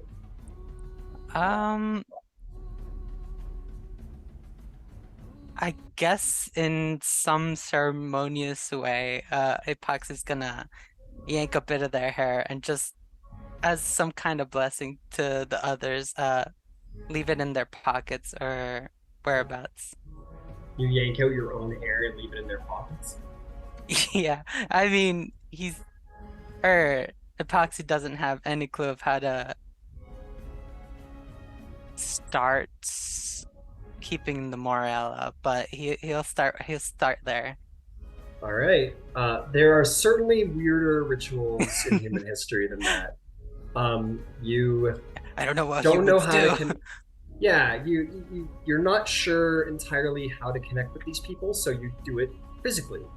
You cut some hair from your robot scalp, and just make me a sleight of hand check. It's gonna be very easy because everyone's unconscious. Oh my goodness. 10? 10. That will be more than enough to plant it on Varsh, on Bisan, on Ed. Chaplin, I believe Century's Rest keeps you conscious, yes? So, Chaplin, as you're like... Oh, which is also a good note. Bisan, though you are not aware of it, Chaplin, you... Maybe you don't know the hallucination part, but you witnessed Bisan, like, put the hair down and just, like, calibrate. So you're aware of everything. And in this moment, A-P0xi approaches you and like not cuts out hair, but yanks hair from her robot scalp. What do you do with it, Chap? Or what do you do with it, A-P0xi? How do you give it to Chaplin, who's down right now? I don't have pockets. Just like put on his head a little bit. Chaplin, I know you can see me, but so I'll just stick this in between your circuits or something. You like fit it between like his plates. There. You have the status of man now in human terms.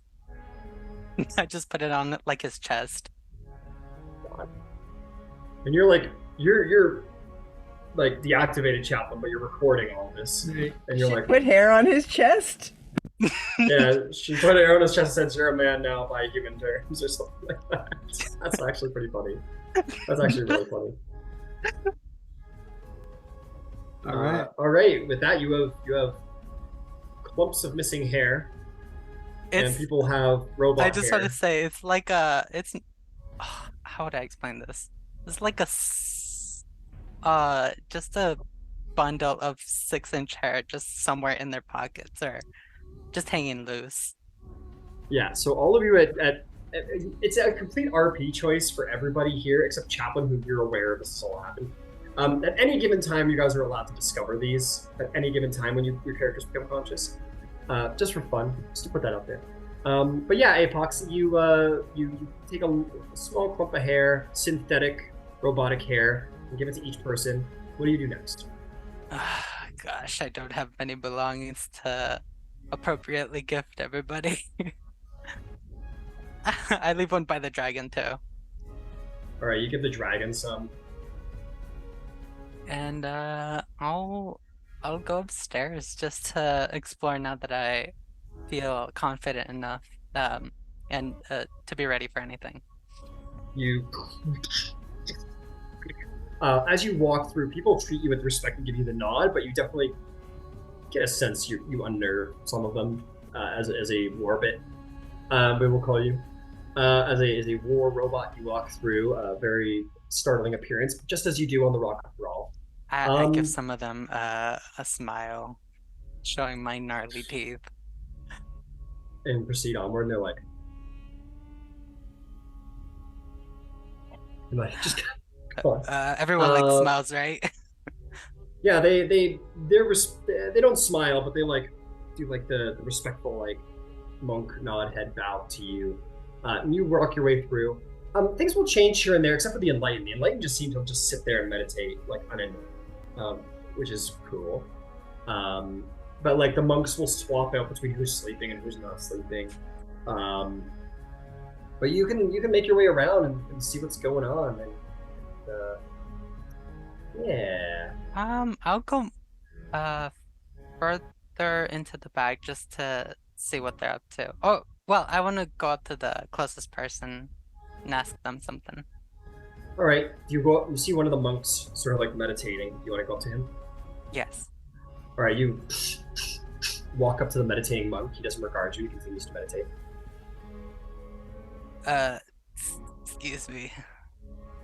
He opens his eyes, looks at you, and kind of puts his hands in his lap. Do you have a moment of free time? Whatever you wish to speak on, I can be of assistance. Hopefully.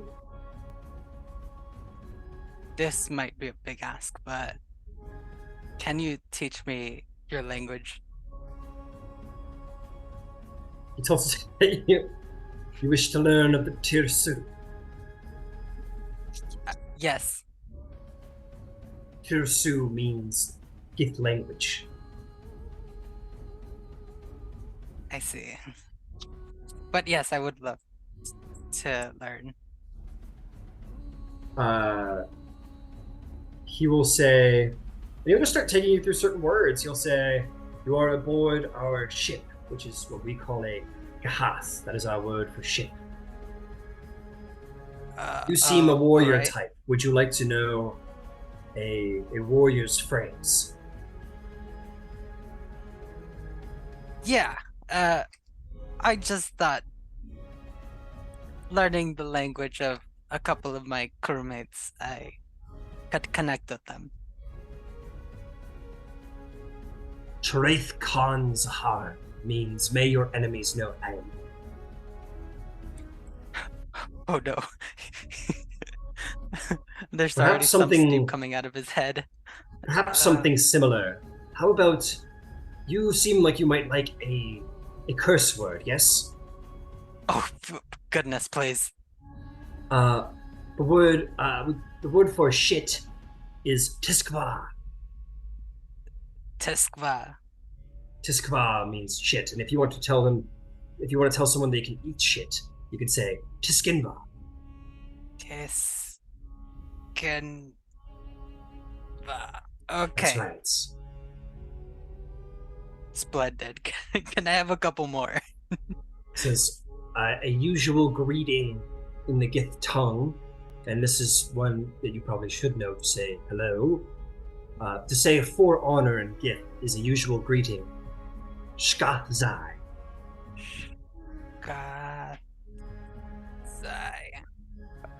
Shkathzai. And lastly, I shall teach you one more swear word. if you want to call someone an asshole, you call them Shkaket.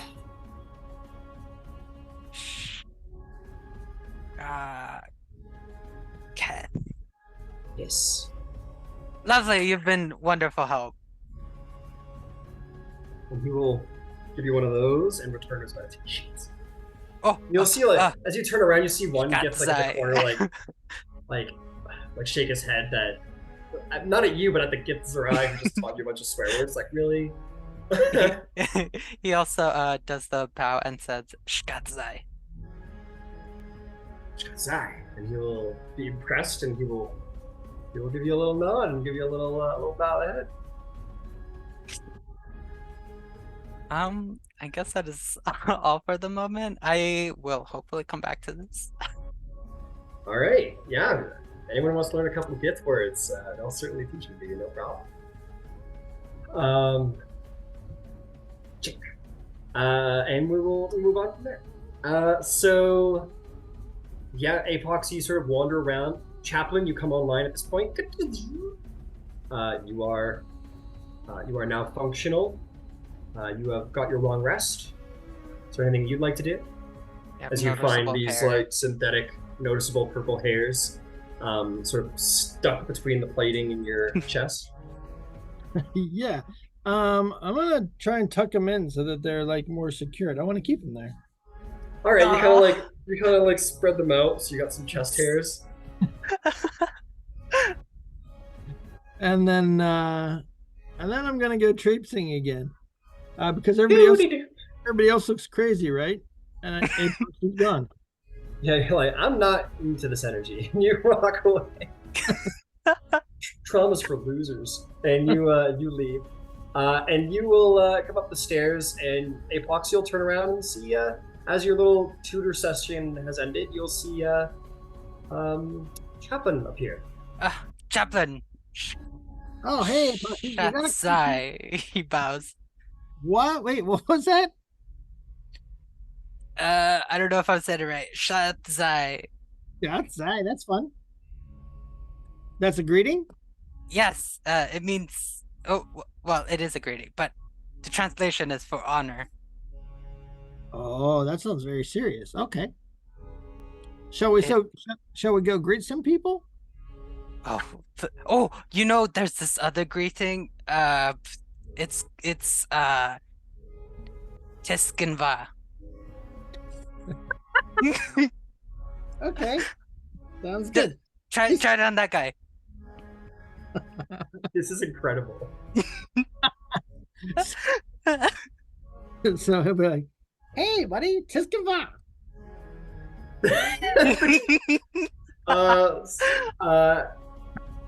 You'll see a very like sort of like confused Gith sort of just like walk by you, like just sort of walk by, and he'll be like, "Yank," and just walk by.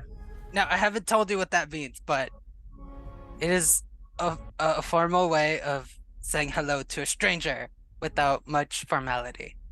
Oh, I see. Well, I must have pronounced it slightly incorrectly. I'll keep working on it.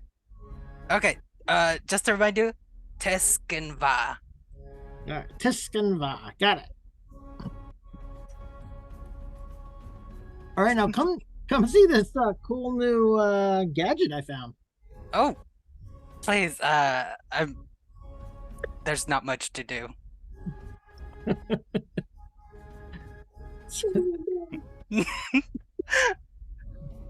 Oh, what are you doing? What are you doing? What invention? We're gonna go look at the chaos thingy. Oh, okay, yeah. You go look at the shard of limbo together. You walk down the hall. You see a Zerth walk by Chaplin. yeah. Canva. He like he says he starts like yelling. He's like he looks genuinely like pissed off and offended, and he kind of like and just kind of like sort of groans and walks down the hall like deeply scandalized. Shkaketh. Well, that's twice now that I've not gotten the response I expected. So at this point, maybe I start to consider that something might be up. Make an insight check. Can I make a deception? Not really. Okay, okay. She's more interpreting the reactions of the gift at this point than more than you. 23. Okay. 22? You get the sense that whatever you're saying, 23, you're pretty sure that whatever you're saying to them is like deeply offending them. You're the master of pranks, Right? And you're pretty sure you've got the wool pulled over your eyes. All right, so he stops dead in the hallway and turns to A-P0xi and kind of tilts his head and he says, "Okay, the jig is up. What's that mean, really?"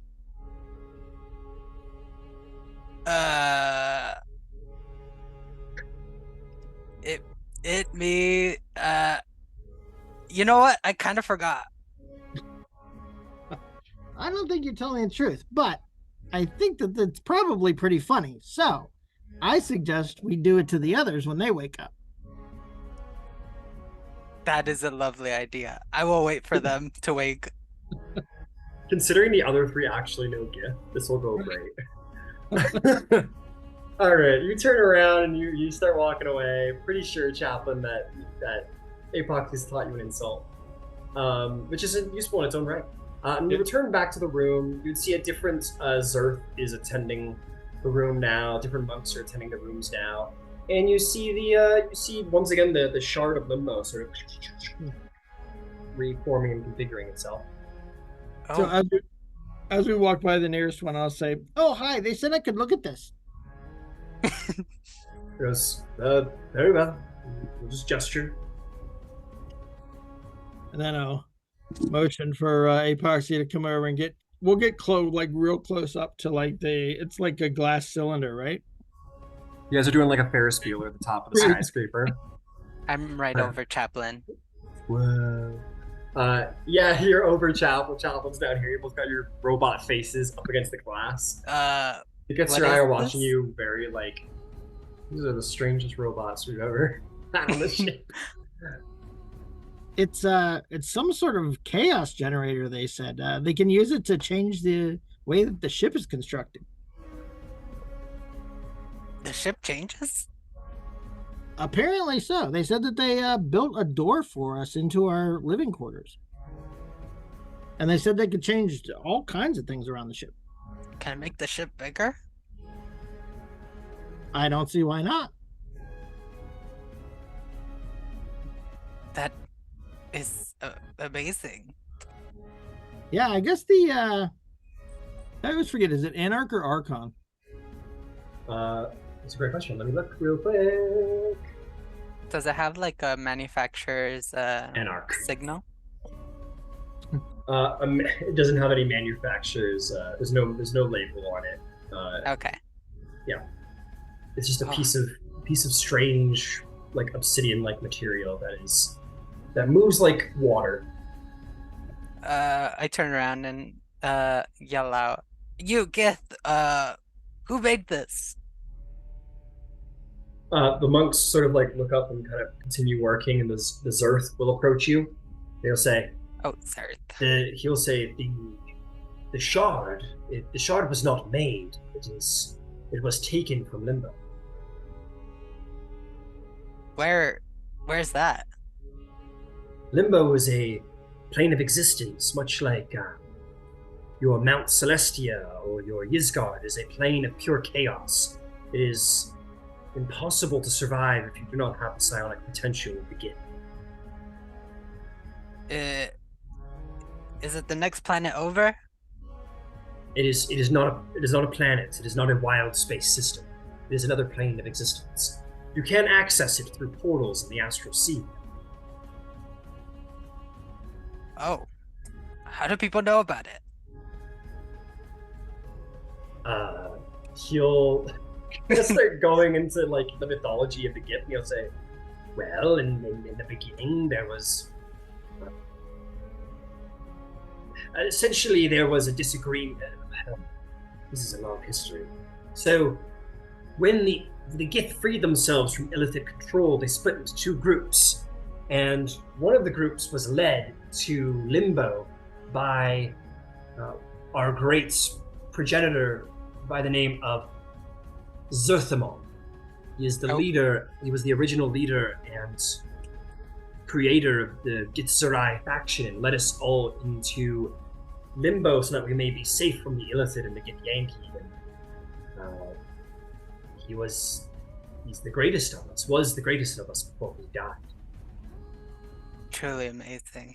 Tell me more. He sits down and just waits for the lecture to finish.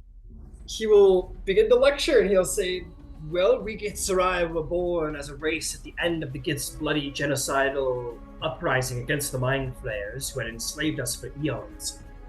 A Gith named Zethramon, who had gained a significant following during the conflict, challenged Gith's plan, Gith being a great warrior and progenitor of the race, but challenged Gith's plan and her leadership. Gith was evil, and this newcomer, Zethramon, proclaimed that she would lead the people into darkness and tyranny, not unlike the one imposed by the Illithids. And thus, no sooner had the Gith defeated their sworn enemy, where they plunged into a bitter civil war. It ensured the conflict. Zethramon was killed, and his followers named themselves Githzerai, and relocated our civilization to the plane of Limbo. Today, under the leadership of our great Githzerai, Zerith, Menye Ag-Gith, the Githzerai continue to stand and face the Githyanki, as well as take our revenge against the Mind Flayers.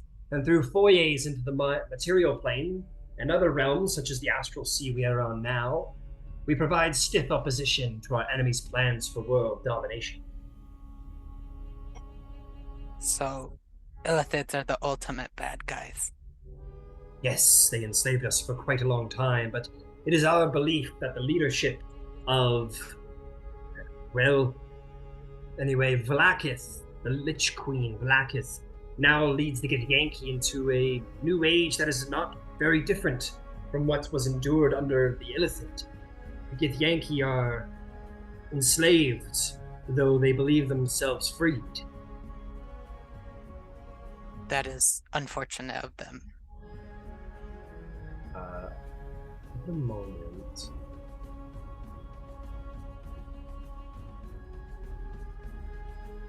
Hang on, there's like a super cool quote about the Githyanki that I would say to you now.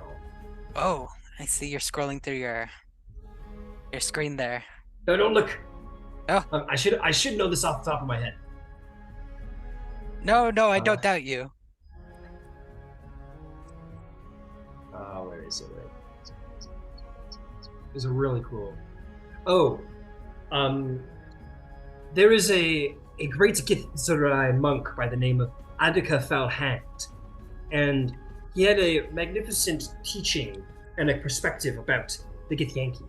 He said, under the Illithids, we and the Githyanki fought and died across thousands of worlds for implicable masters. Under Vlaakith, our kin fight and die across 1,000 worlds for an implicable master, and they call that liberation. So moving. Yes, it really is. It's one of my favorite quotes that I can barely remember. I gotta tattoo it onto me later. I already have it tattooed onto me. That's how I remembered it. He like holy shows off. crap! he definitely does have it like on like the back of his shirt. That is He amazing. read it like that. He was like, Adika Fel once said, It wraps around your whole arm. yes, it's always it's good to remember why we Githzerai are way better than the Githyanki. Oh. Yes. Like way better, for sure. Oh, on a scale of 1 to 10, how much better? Like a 10, like a Oh. whole 10. Oh my goodness. Are they at like 1? Oh yeah, they're at 1 Terrible. for sure. At 1. Well, they're led by Vlaakith, and they are marauding pirates, and they are the selfish evils upon the land, and they are dominated by the implicable mastery of Vlaakith, and they have no free will. They've been Are they a hive? subjugated. Yeah, a hive, kind of, on Tunarak. Oh no, I hope we don't confront them soon. If you do, know that they will show you no mercy, and thus you shall show them none as well. I will remember that. Nothing feels better than beating the ever-living shit out of a Githyanki with my bare hands. Well, I haven't met them personally, so I will understand their wrath up front. Yes, they're terrible. They're terrible. They truly are awful. And we're really the best. We're really way better. Chaplin, what are you doing over there? I'm listening to this guy go on about the Githyankies. Oh, I thought you were gonna start pranks now. Yeah, they suck. Anyway, I gotta go back to work. Forgive me. That's okay. Whatever you need, let me know. And he'll go back to just like reading some Gith tomes and stuff. All right. Now, let's go see if we can figure out where this Archon is. Right behind you. These two are recipe for disaster, and I love it. I'm really here for it. We need some happy smiles around here. All right. You will note that the Githzerai don't do a lot of smiling. They're very, they're monks and all. But very easily, you guys find some stairs that lead up level. Is there a closed door at the top? Isn't this the space we're not allowed? Yeah. Shh. Oh. As a matter of fact, come here. And I'm going to Blessing of the Trickster A-P0xi. What does that do? Advantage on stealth checks. Very nice. Amazing. You'll notice there's two Githzerai who are like working and pretending not to be suspicious of you, so they're not seeming impolite, but they're like oh. Because you guys are like staring up the stairs. I guess I'll adjust the Githzerai. What's up there? Those are the Anarch's quarters from where she steers the ship. Oh, how many are there? There's only one Anarch aboard this ship. So she's up there all alone? Yes. I bet she gets lonely. Well, people visit her. Like, she's not there alone. She's not alone up there all the time, just right now, probably. We would like to visit her. You will have every chance to visit her when the rest of your party awakens. Oh. They're not as much fun as we are. Especially right now. Because we can tell. Oh my goodness. Tiskanva. He'll look at you and be like, Tiskan. Oh wait, is this an insult? This is an insult. You say Tiskan. Oh, you go shit, and he goes. He just kind of is like. It's not a decision, I'm afraid. All right. Let's go get the others up. All right. We gotta greet them. Absolutely. All right. We'll say as the two robots I love it. I'm a humongous fan of the A-P0xi Chaplin connection. The two robots go down the stairs together. R2 and C-3PO, if they were just madmen, go running down the stairs to go wake up the party. And why don't we go ahead and take our break as the party will be awakened from their long rest quite soon. All right. So we'll be back in 10-ish minutes whenever everyone gets back. We gotta greet them when they come back. It's been a surprisingly funny session. It's because no one's having trauma. Yeah, all the trauma folks are asleep.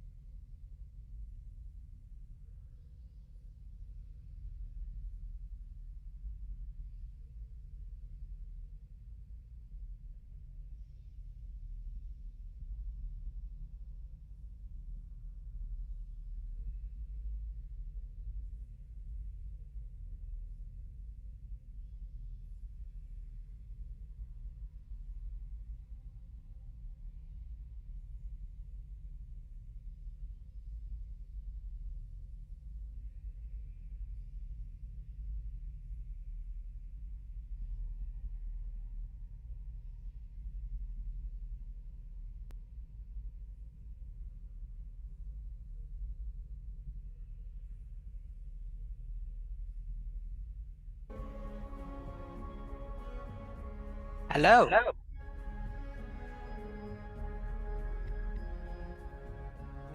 Hello.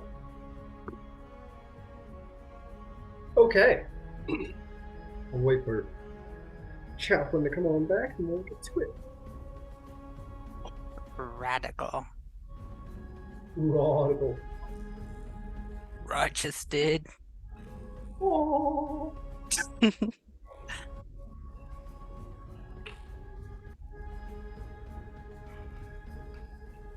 Okay, that's going to be a couple minutes late. You messaged me, but you'll be back soon enough. Aye, Captain. All right.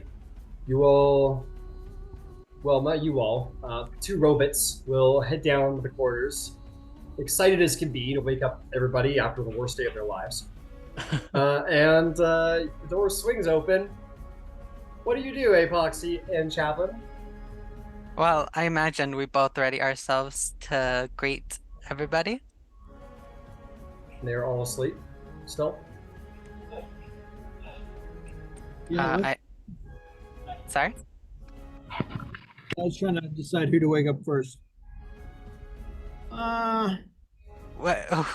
Wait, before we go inside, should we just shout and greet? Well, we don't want to. They've been through a lot. We don't want to. Oh, of course, of course. Let's gently shake them awake. Okay. Yeah. Should we greet them as they wake or wait until everybody's up? As they wake. Okay. I guess first person I go to would be Ed, but he's not here at the moment.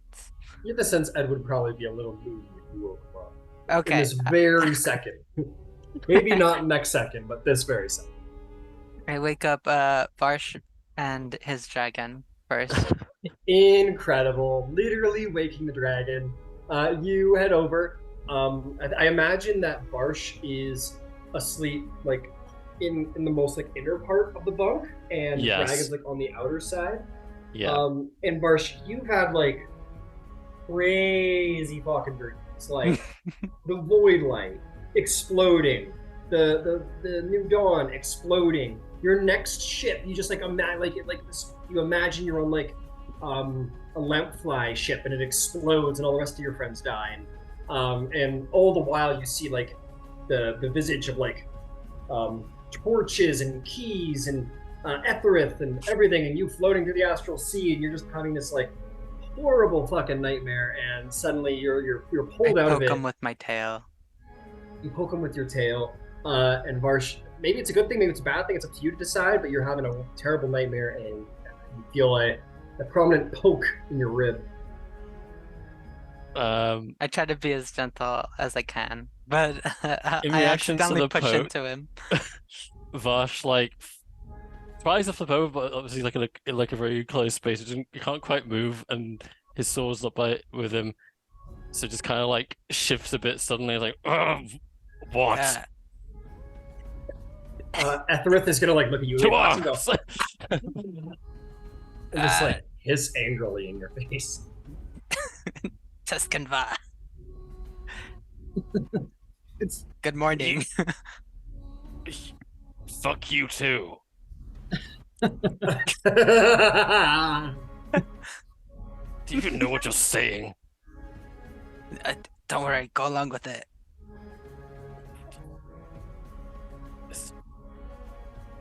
Kind of like look around, like almost like checking like the area like around A-P0xi for any like weirdness. You're looking around for weirdness? Oh, oh, it's time to get up and go see the Archon. Oh, it's called the Archon. Or something. Anarch. Okay. You can do so without me. Oh, okay. Let's see if Bisan wants to go. You guys go over to the next bunk where Bisan is sleeping. Poke, poke, poke, poke, poke, poke. Bisan, you are awakened by pokes.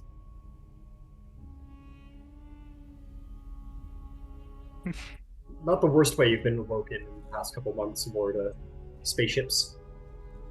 No, But you would not the like. best I don't know way. if anyone's ever seen her in like no armor, just like regular like night clothes with her hair down. Captain's. If she's scanning. Yeah, she's. Hey, get your clothes on. It's time for us to go see the Anarch.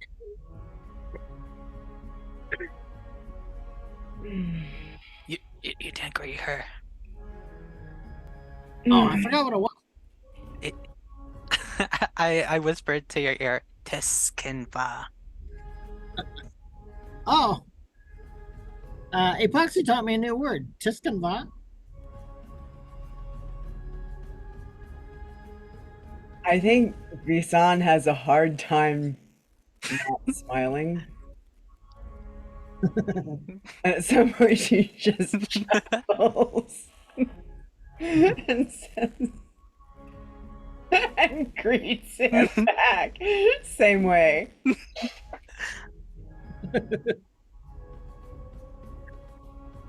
Yay! All right. Yay! And we'll stop and look at A-P0xi as she sits down, and she'll I give her the thumbs up. sits down to start putting the more complicated braids in her hair.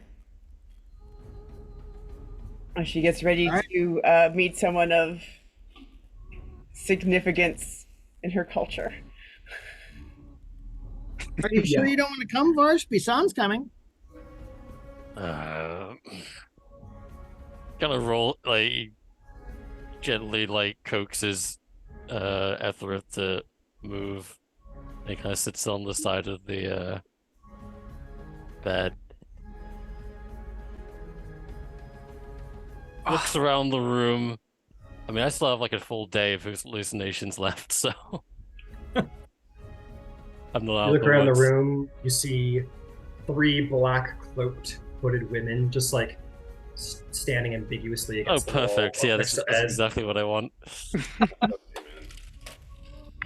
Oh, I see. I have no other way of interpreting that other than fine, I'll go. Yay! Varsh, I'm so sorry to ask so late, but what is your dragon's name? Ethelred. Ethelred. Much obliged. I stare at the 3 hooded figures like. Ah, when did they appear? No, you can't see them. Oh no, never mind. I don't know what I'm talking about. Wait, did I just see Ed move a little bit? Hey, Ed. Ed. No. No, he's on. Oh, he's on. Never mind. Yeah. Ed. You wake up, Ed, as Chaplin and A-P0xi start poking you to wake up on the side. Come on, Ed. We're going to see the Anarch. Tiskinva. So, just for your context, what? So, for your context, Ed, as she says Teskinva, that means eat shit in Gith. Okay. What? It's a greeting I learned. I give him an obvious wink.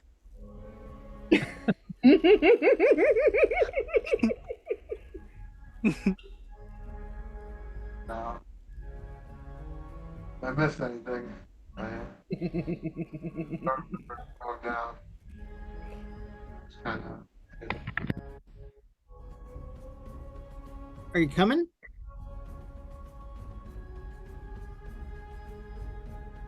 Sure. All right.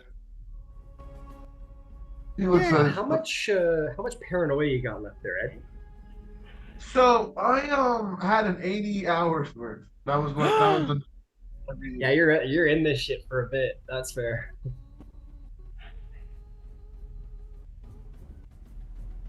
what I was thinking. I think that was only like 8 hours. So I that's have good for the.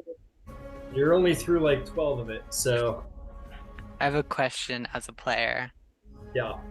Is there a way that we can somehow cut down that time? You can make Or- a medicine or arcana check. Oh, I'm not that good. I'll try anyways. Actually, don't want to make that worse. No, I will not try actually. Okay, you don't know. You're like you go through your subroutines, and then just like one word comes up and it says therapy. This is out of my job listing. Yeah, it's like a therapy subroutines missing, something like that. I don't even think Ed started grieving yet. Like he's Yeah, you're He's- still just like realizing you're not Oh, there God. anymore. He's a husk. Varsh is staring down this hallucination of the three things that he's not totally convinced is entirely a hallucination. They're lady figures. One is certainly more hunched, and more. Yeah, just one's a little more hunched than the others, but they're all female visages. One's certainly got a little more shape to it, that hourglass shape to it, despite the cloak. I imagine I'll be having words with you later. Varsh, who are you talking to? Hey, Varsh, what are you talking to?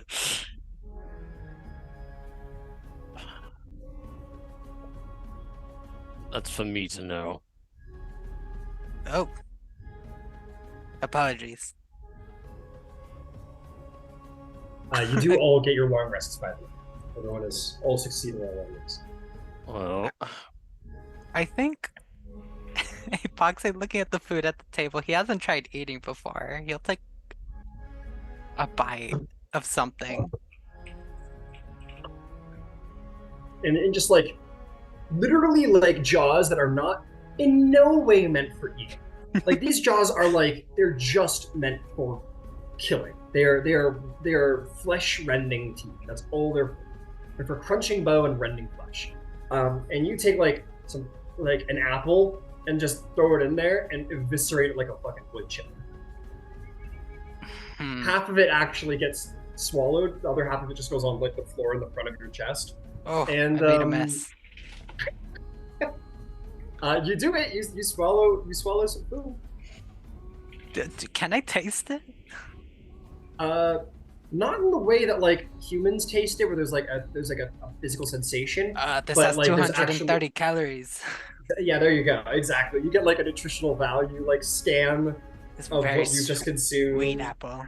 There's like a taste profile off to the sides. You're informed of what you've ate, but you don't experience what you ate. A-P0xi, I have a question. I'll answer as best I can. I'll take the hair out of my pocket and like the hair that's like lodged in one of the scales. Why? I How did that get there?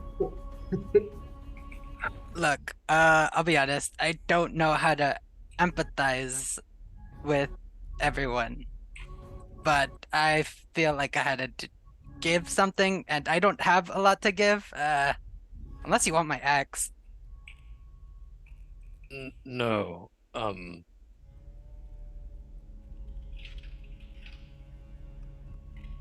I'll give you a tip, I guess.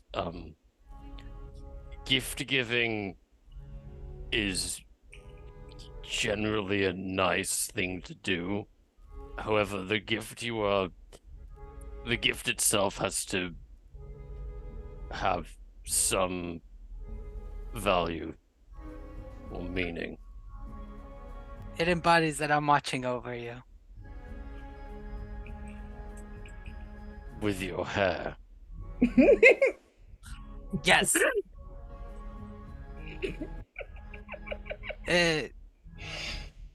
I think some people consider it a blessing. I think at this point Ed pulls out like and he's gonna tie it around his left wrist. See, there you go. I didn't have that initial thought. Yeah. I don't know if I want a blessing from a killing machine. Think of it as a Medal of Honor.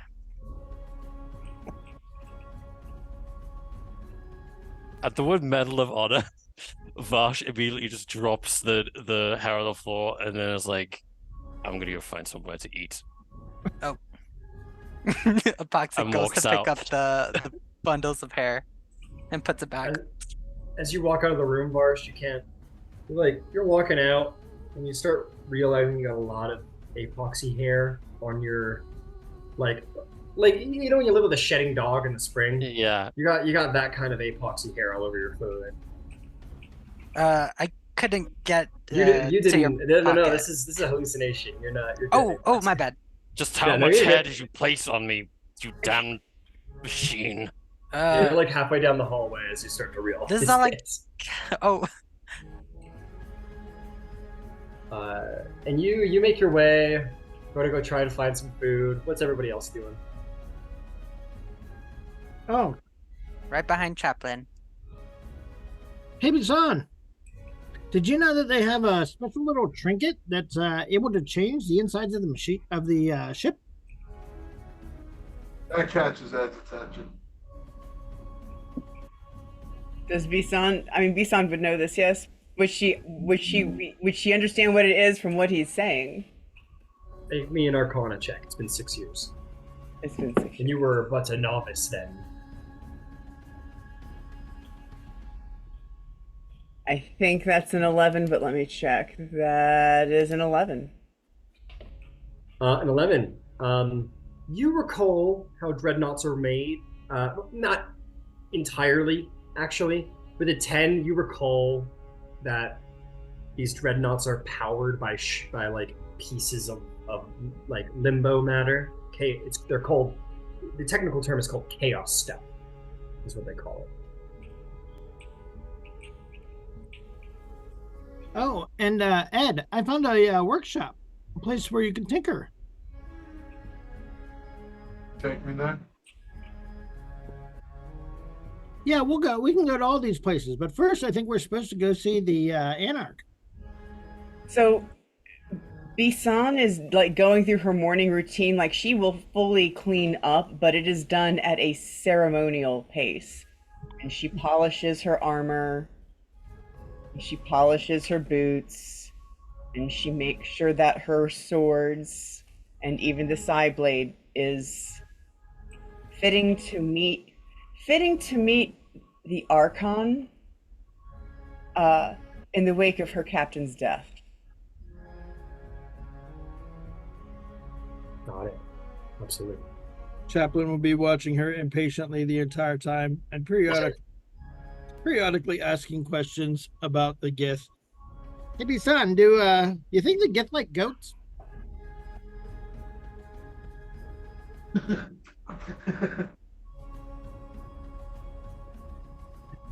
You should find out.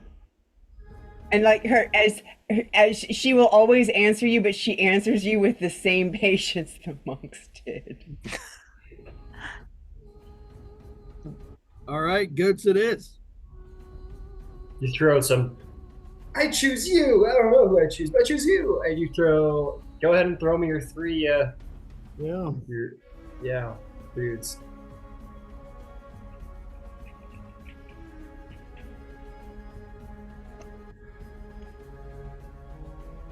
Two twos and a 6. Let's see what that means. I think twos are owls. Hold on. Yep. 2 owls and a giant boar. The first time you ever rolled a goat. The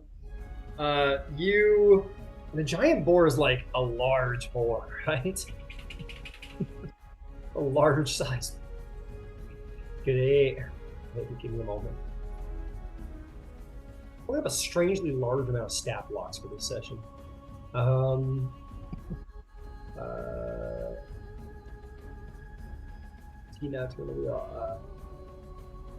Okay. Giant boar. Them some big boys. I'm pretty. Yeah, that's a large beast.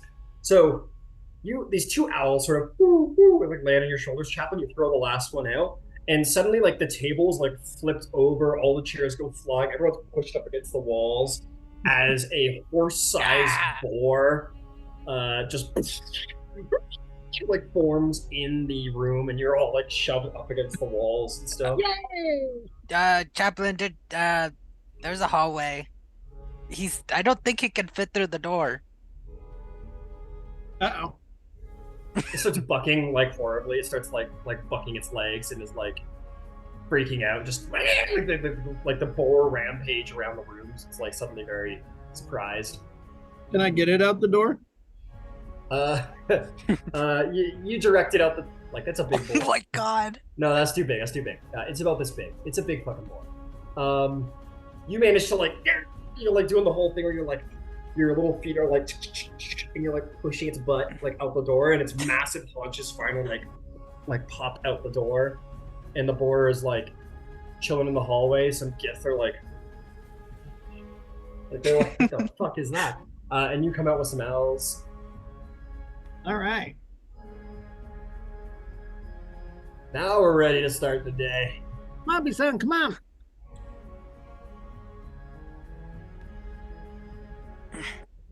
All right, so Varsh, you would find food pretty much immediately. They would have like left food at your door. Very like Neo in Matrix Reborn, where he like leaves and sees like all these gifts laid beside his door. It's kind of like that. So like basically along this wall, there would be some trays with like foodstuffs kind of supplied to you all. So you can grab some food and go wander if you want. But all of you want to find your way up to, want to find your way up to the Anarch? All of you? Yes. Sure. All right, let's go. Come on, boar. All right.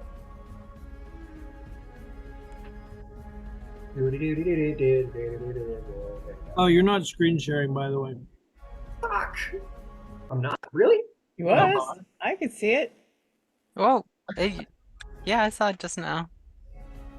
Yeah, it's not my fault this time. Wait a minute. Is that Chaplin? Is Chaplin making a goof? All right, you guys all make your way up the stairs. I'm gonna place your minis in a second. And as you get up there, the door will sort of dematerialize before you, and you'll step into the cockpit, in which I guess there would only be one chair here. I don't know why I have two, because I thought it'd be class. Co-pilot. Stepping out of the chair, you are going to see another Gith. I'm going to start putting you all in here. But you see this woman. A woman. She is wearing long blue ceremonial robes. She's wearing leg wrappings, long monk-like robes. She has a mantle of some kind of silvery metallic metal. She has a Gith gemstone in her chest. Everything's very decorated, ornamented. She definitely has a sunblade hooked right at the front of her hip. Very clearly, she has these long, sort of billowing, translucent pink robes, and her hair is done up into a system of wild braids, not unlike Bisan's, but maybe a little bit more so. Like, imagine if she took out her hair, it'd probably hit the floor. But it's wrapped up and held together with, how do I describe it? They're wrappings, but they are sort of ornamented with various sort of turquoise-like or aqua gemstones across her whole form, and she's covered in tattoos, very sort of monk-like, very almost, I don't want to say religious, but very monastic tattoos across her body, gift markings and such. From head to toe, she is ornamented to be probably the best of gifts. You all arrive with her. She will turn to you all, and speaking in gift, She'll do the usual stuff. She will. What will she say? Where is it? Oh my god, there it is. She'll say, "Githzerai, yank." Githzerai. There's a boar in here. She just completely pretends there isn't a boar. There's a dragon, and she completely pretends there's a dragon. Or seems pretty chill about it. Put you with your dragon, I'll put you with your fucking boar. Owls flutter around the room and like land on different chairs. Maybe poop a little bit. In true Chaplin fashion. Ed, you're there. Zalace is still like, I'm just gonna say he's out of commission. He's just toast. He's gone to sleep. The Anarch will sort of focus in. You'll see the chair sort of sink into the ground and rise back up out a series of other seats that you may all sit in at your leisure, if you wish. Chaplin tugs on Bisan's arm or sleeve or whatever, and he's like, "There, she did it. That's the thing. She used the thing." So you use the thing. You come on, hey, use the thing, huh? Chaos. Yeah. Chaos. Please don't touch it.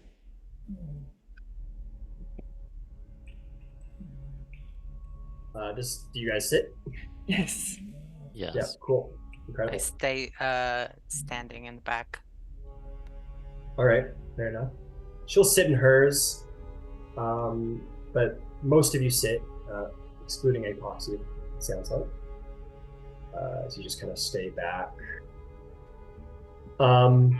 You will see in your...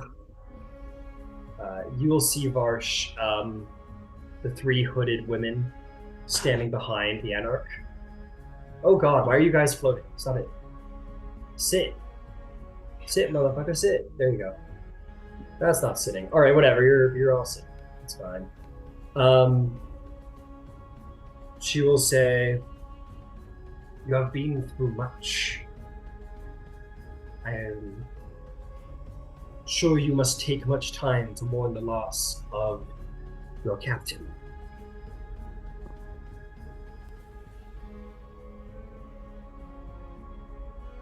You will recognize her, Bisan. This is Anarch Rudrin. You never spoke to her before, but you know that she's one of the Anarchs. All of the Anarchs are famous in their own ways. They considered like the Jedi Council for all intents and purposes. There are many Anarchs, probably more than there are in, there's quite a few of them out there. But they are the second highest state of Githzerai can obtain. So she is wicked powerful and old. But aren't they all kind of like, despite being old, kind of like rock stars? Like they're all...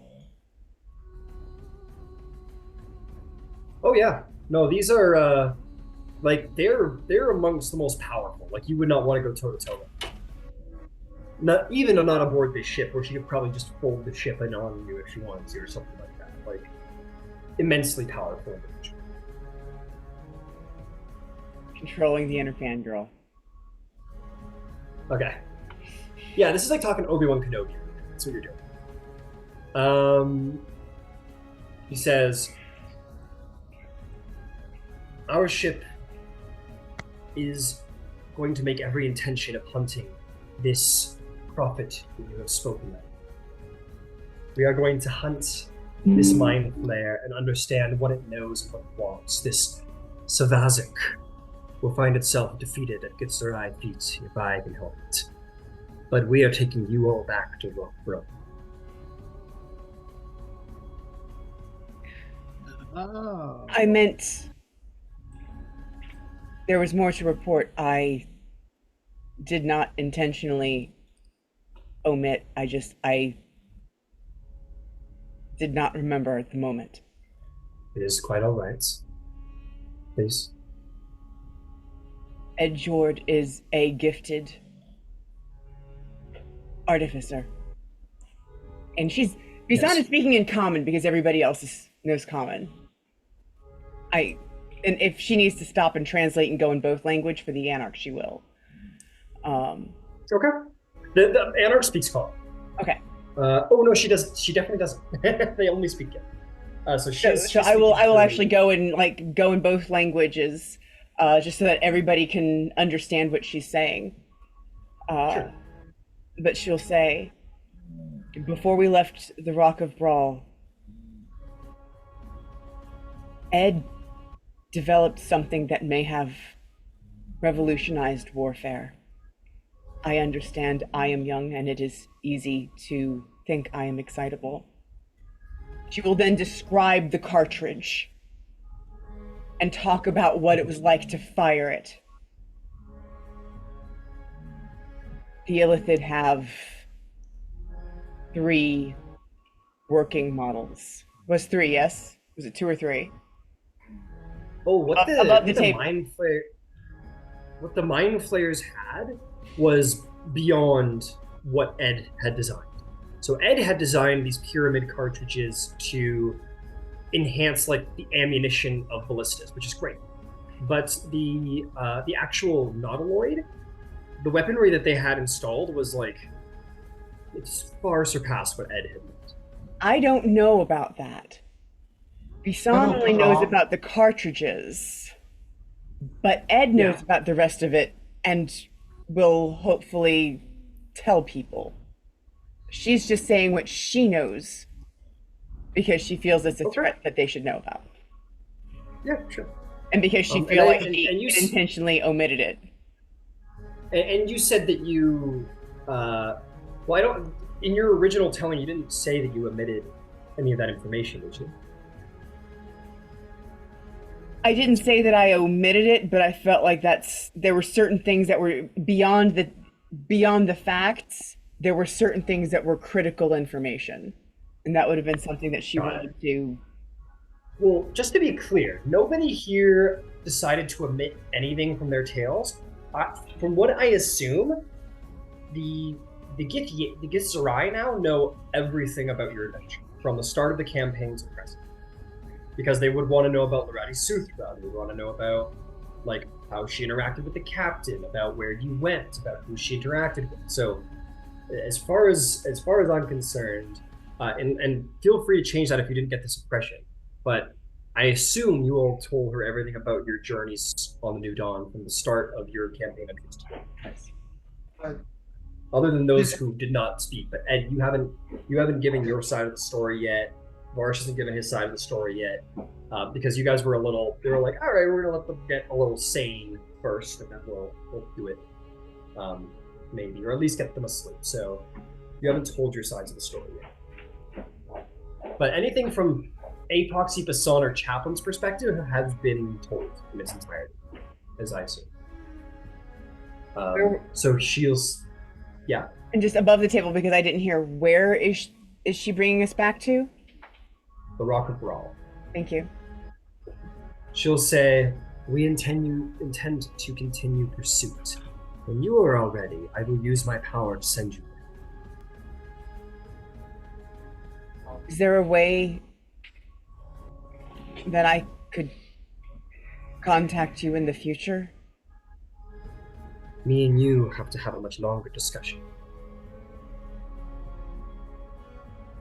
Yank says, which basically means like young monk. The way she said it kind of felt like you. Yeah, it was. You don't get the sense it was meant to be chastising. Okay. Yeah. Ed has just stayed quiet, like while his stuff was talked about. And he when he does open up and he goes like, even if I build for anyone again, they're gonna be after me forever. I'm sure you know about the map. I'm no use. Oh, go ahead. Sorry. Continue. Sorry.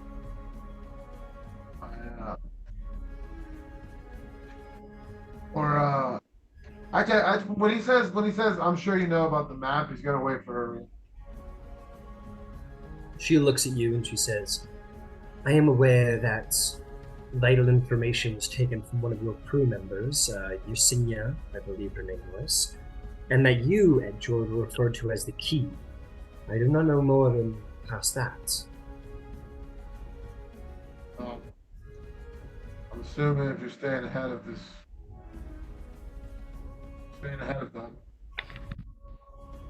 you're gonna want to find my brother before they do. In fact, that's what I intend to do as soon as I return to the ship. What they seek, he knows how to use. I just hold the code. And wear it. And we need to have a discussion with you as well. It seems that you know quite a great deal about what their objective on the ship was, which was to find this weapon, this map. I suppose I would wish to know more.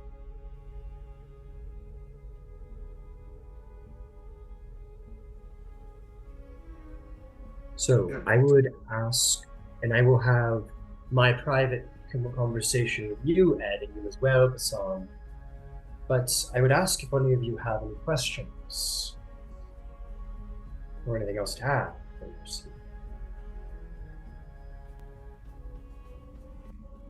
Can we stay here for several days and recover before we go anywhere? You may stay for as long as you require.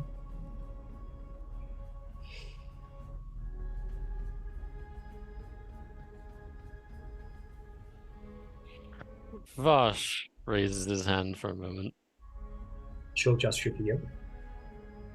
Why the Rock of Bra? From your stories, it sounds like your most primary port of call. I do not wish to send you all somewhere you're unfamiliar with. If you wish to get back on your feet, I expect the best place to do that is where you're most familiar. If there's somewhere else you prefer to be sent. Well, I understand the line of thought. The Ruddy Suthra is with the enemy, and she knows that the Rock of Brawl is our base of operations. It's the first place they would look for us, surely. And I kind of glance over at Ed then. Waterdeep. Send us to Waterdeep. My thinking is this. I need to know more about you, Mr. Jord. But they had you captured for some time. I will need to know more before I can make a firm decision, but part of me expects that they may have come close to or mostly gained from you what they wished before your escape. So I wonder if they intend to hunt you still or not. I will need more information before I can make such dissertations. But I assumed you were all spacefarers and spelljammers, yes? Yes. Mm. If you wish to purchase a ship, the Rock of Brawl will be where to do that. It's not in Waterdeep. But if you wish to hide amongst the city, you can go there too. Understand that we intend to pick up the trail of this prophet Savasik and end his line, but where we are going is not meant for all of you. We, Githzerai, have always faced you with it, and we will do so. You have all done much and provided us much aid, and you have been through much more than many of your kind need. So I wish to send you somewhere your journeys may contribute and travel further. If you wish to seek out your brother, Mr. Jord, who apparently has associated this in some way, you'll have to do that of your own expedition.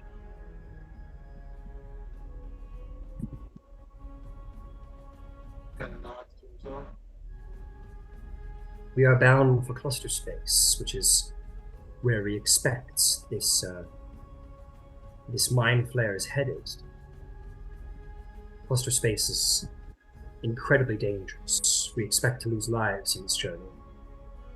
You have all faced enough, perhaps. And if you wish to continue to aid in the defeat of this prophet Savazak, you need not go where we are.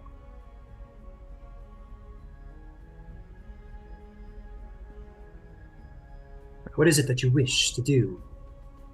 What is it that you want to do next, all of you? If we could have a few days to recover and to talk. Yes, of course. Thank you. Take your time, recover. Decide what it is you want for next. And whatever that is, if it's within my power, I will send you that way. But the ship is bound for cluster space. We will be there in some weeks. A place where I do not mean for you all to go. So before we arrive there, I will send you somewhere. As of now, I intend to send you to Black Brawl. If you decide there's somewhere else you wish to go, inform me before then. May we have 1 week? Yes, you may.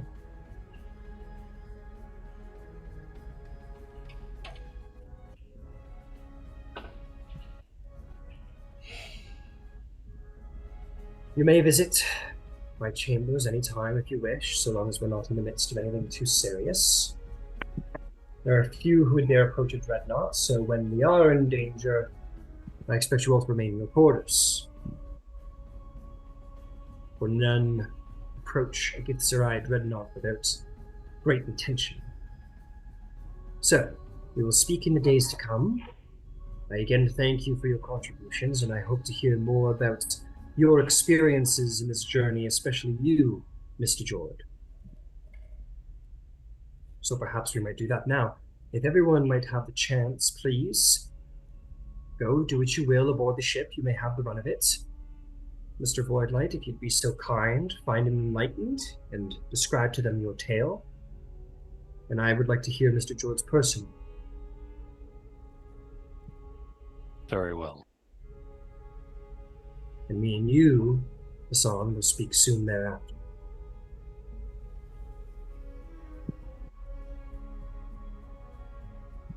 You may all, if you wish, disembark from sort of the cockpit, leaving you, Ed, to speak to the Anarch. And she'll say, "So, tell me your accounts of your tales aboard the New Dawn." Well, I arrived. So And we will, it's a long tale, so you don't need to sit and describe every detail. So I will ask you as you go and explain your tale, is there any details you'd like to omit as opposed to what you'd like to? Well, that's a question for, I guess, for you is,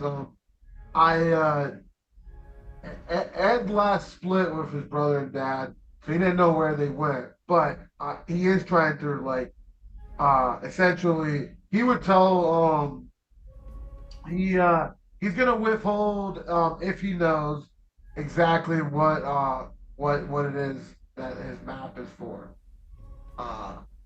He would probably keep that detail as obtuse as he is, which he doesn't really know specifics, so that might be easy.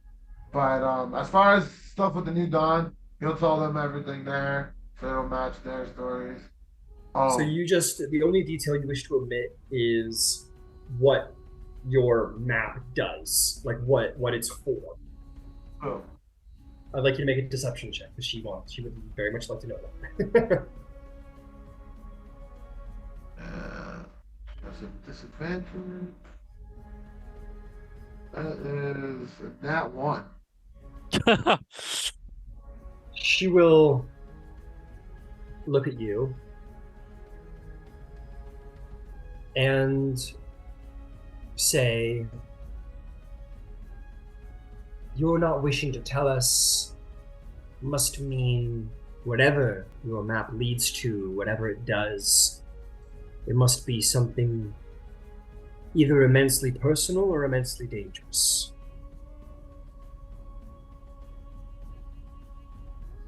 But in all honesty, most likely both.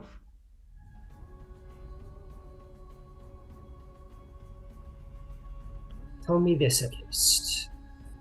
Did the mind flayers get a good look at it? I do not care if they deciphered it or not, but they get a good look at it. I know that my tattoos are bad, but they didn't get to decipher it. Well, this is good and bad news. It sounds like, from what they've described, they have most of the pieces of their puzzle, if not all of them. But it'll take them time, perhaps, to decipher yours, which buys us all time to stop them from doing whatever it is they may do with it. You do not know us, Mr. George, but know this. If there is one thing that we care about in this universe more than enlightenment and balance, it is the defeat of our Githyanki brothers and sisters and the destruction of the Illithid. If the Illithid have obtained knowledge within this map, we would see it stopped. Whether you choose to tell us what that is specifically, we leave that in your hands.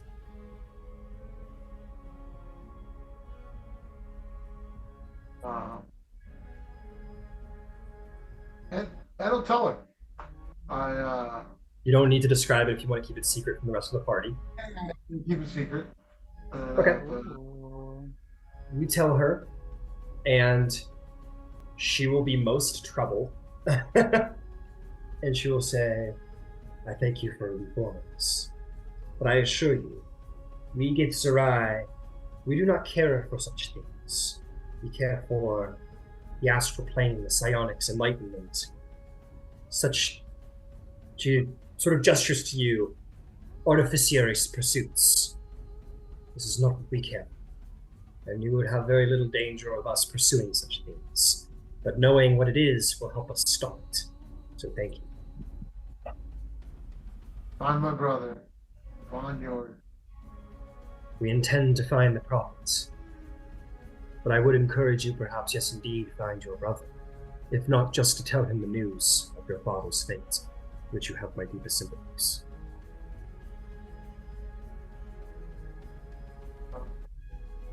All of it. Is there anything else, Mr. George, that you wish to relate to us?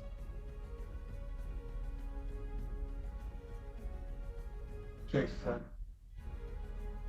And she'll gesture to the door for you if you wish to leave. I don't leave. She'll say, and send Bisan the next time you see her, if you know. Ad'll probably walk back to their quarters, but on his way there, he'll tell Bisan. You'll probably find Bisan. Bisan, you'll be sent upstairs. We'll come to you soon, but A-P0xi, just want to hit Varsh really quick. Varsh, Yes. you go and find an enlightened? Yes. All right. You go find an enlightened. You're taken into the private sort of, I will call it a interview room. And he will ask you to share your side of the tale. So I will ask you, do you omit any details of your adventures aboard the New Dawn? Only the things I'll admit is obviously the influence of my patron. Fair enough. Other than that, I mean, I think I was the only one who saw the map get taken from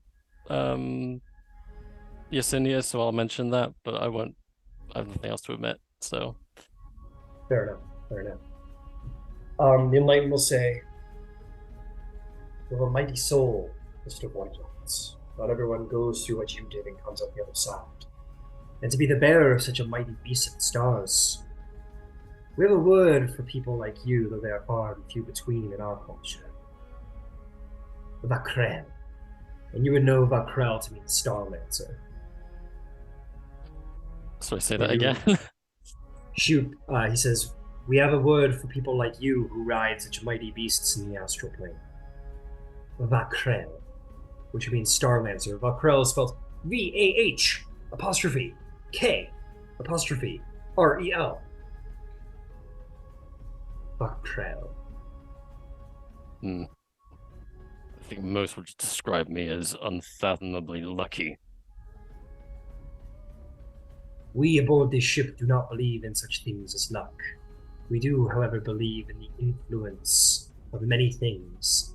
The Astral Sea, those who wander it. Luck is just the will of something else. And there is a will that is strong that wants you to keep pushing forward, Mr. Blunt. You're very impressive, Adoza. Kind of just nods at that, but it didn't seem to Buy it. Yeah. He'll see that. Being a monk, he's very insane. He says, if you do wish to learn more, and perhaps understand your fate, we have many philosophies we believe in Githzerai, and there would be any aboard this ship who would be willing to teach you as such, or at least help you understand what it is that we believe, that you might decide for yourself if it is, how would you put it? And he'll say,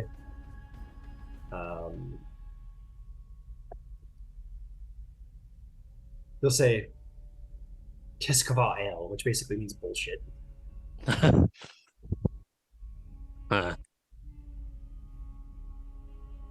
Or he would say, he wouldn't, I made that up, so redact that. He'll say Tarak, which means insanity.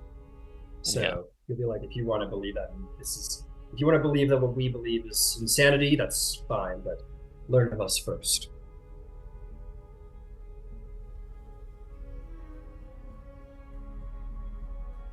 And he will let you, if you so wish. A-P0xi, you had something you wanted to... Oh, go ahead, you first one. No, yeah, I was going to leave and return to the group. Yep, you return to the group, no problem. A-P0xi, you had something you wanted to do? Real quick, I want to go to one of the monks and just learn the word, like clash, war, or something like that. Understood. You go back to the same guy? Yeah.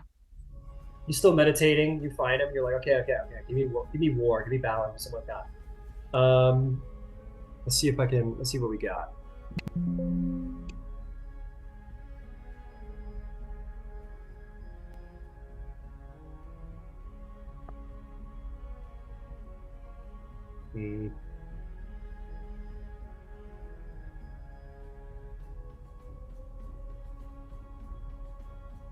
Let's see.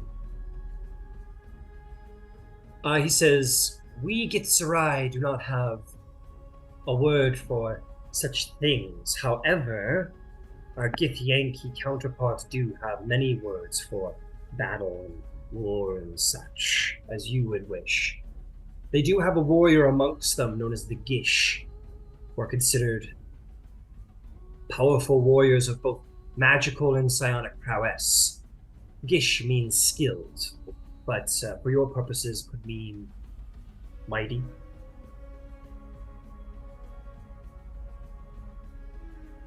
All right. Thank you.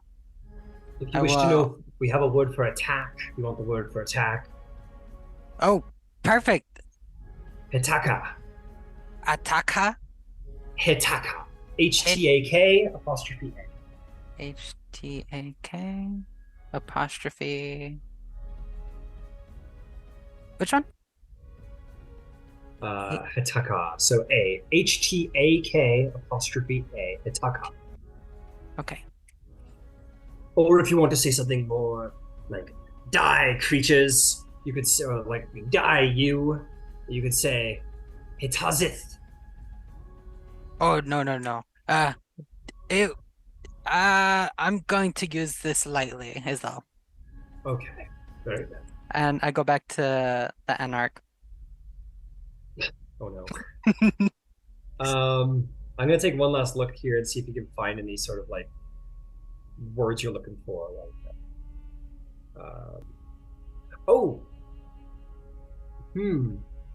He'll tell you this. He says, we Githzerai arrange hunting parties organized to fight. So our war bands, as you would call them, are referred to as Rakma. Rakma. Rakma, which directly translates to Vengeance Band. Vengeance Bay. Band. Okay. But it is a term we use to refer to our hunting parties. This'll do perfect. Thank you. I will make well use of this. He'll bow his head to you and go back to his prayers. Shakatzai. And I go to the Anarch. Oh, you said Chikatzai. Oh, okay, cool. You go back and we'll say before Bisan gets there, you rap on the door. The door opens. The Anarch turns and. She doesn't speak common, right? Not as far as you could tell by the way that Bisan was translating for her. Okay. As I enter, I bow and say Shakatzai. You'll say Shakatzai. I will then tug a piece of my hair and offer it to her and say, Drakma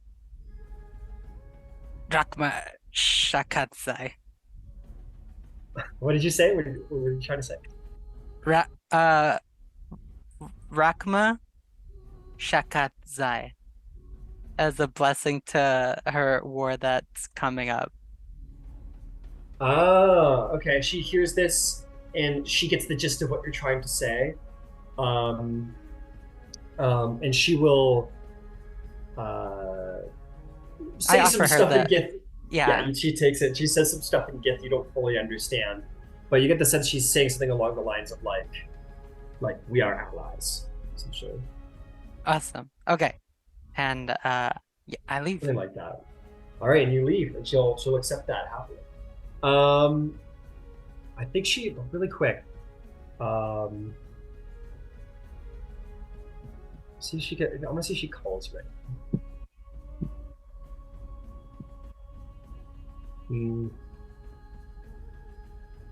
Oh, she'll look at you and she'll say, Kritkanzan. And you don't know what that means. I just nod. Okay. Okay. Awesome. You run off. I'm just taking in that, she doesn't know. There's a couple of individuals on the ship that know common. There's this one monk who apparently is obsessed with languages and loves swear words in different languages. There's two of the Zerth that know common, and the one Enlightened knows common, and that seems to be all the people who know common. But anyway, let's loop back around to you, Bisan, as you go to find the Anarch. If you do, of course. Yes. So how long would it have been between leaving her quarters and Ed being like, hey, you're up? Probably between leaving her quarters and probably took 5 minutes, not even 5 minutes to get upstairs. You guys talked for, we'll say an hour. We'll say by the time you get back to from the moment you left your quarters to go see the Anarch initially, no, to being invited. From the time that I left the Anarch's quarters, that she excused us all. How long has it been? If I had time to do it, didn't have time to do anything. No, she would immediately go. Okay. You return, and she's gonna say something super cool. I don't know. She just invites you in. And she says, "Welcome, Bisan. You face a dangerous enemy.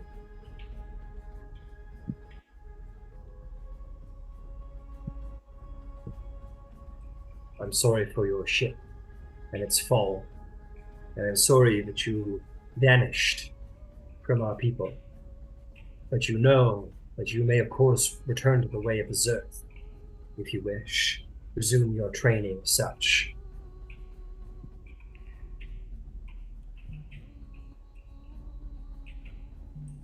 I have to finish this first. The Zerthai, and Zerthai basically means the teachings of Zerth.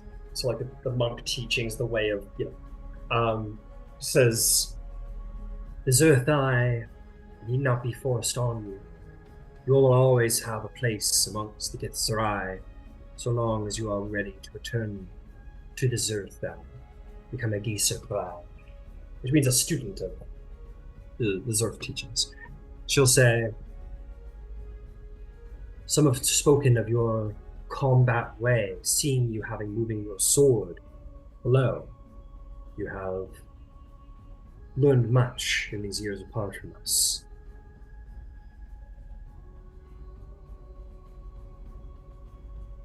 I kept training,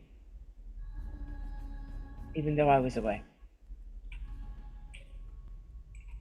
Training without instruction can lead to error. True. Know that it is yours, Bisan. You have paths before you. It seems your group has had many paths laid before it, and you will have to decide which one you wish to walk. You could return to the Githzerai and let go of this hunt and possibly partake in it again later. But to return to the Githzerai, we would teach you once more the way of the Zerfe. Anything that is learned can be unlearned. We could put you on the path again, if you wish. But if you wish to keep with the life that you have, we do not look down on the Githzerai travelers of the Astral Sea.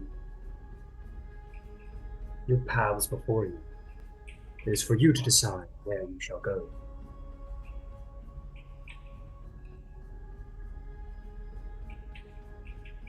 I will stay with my crew.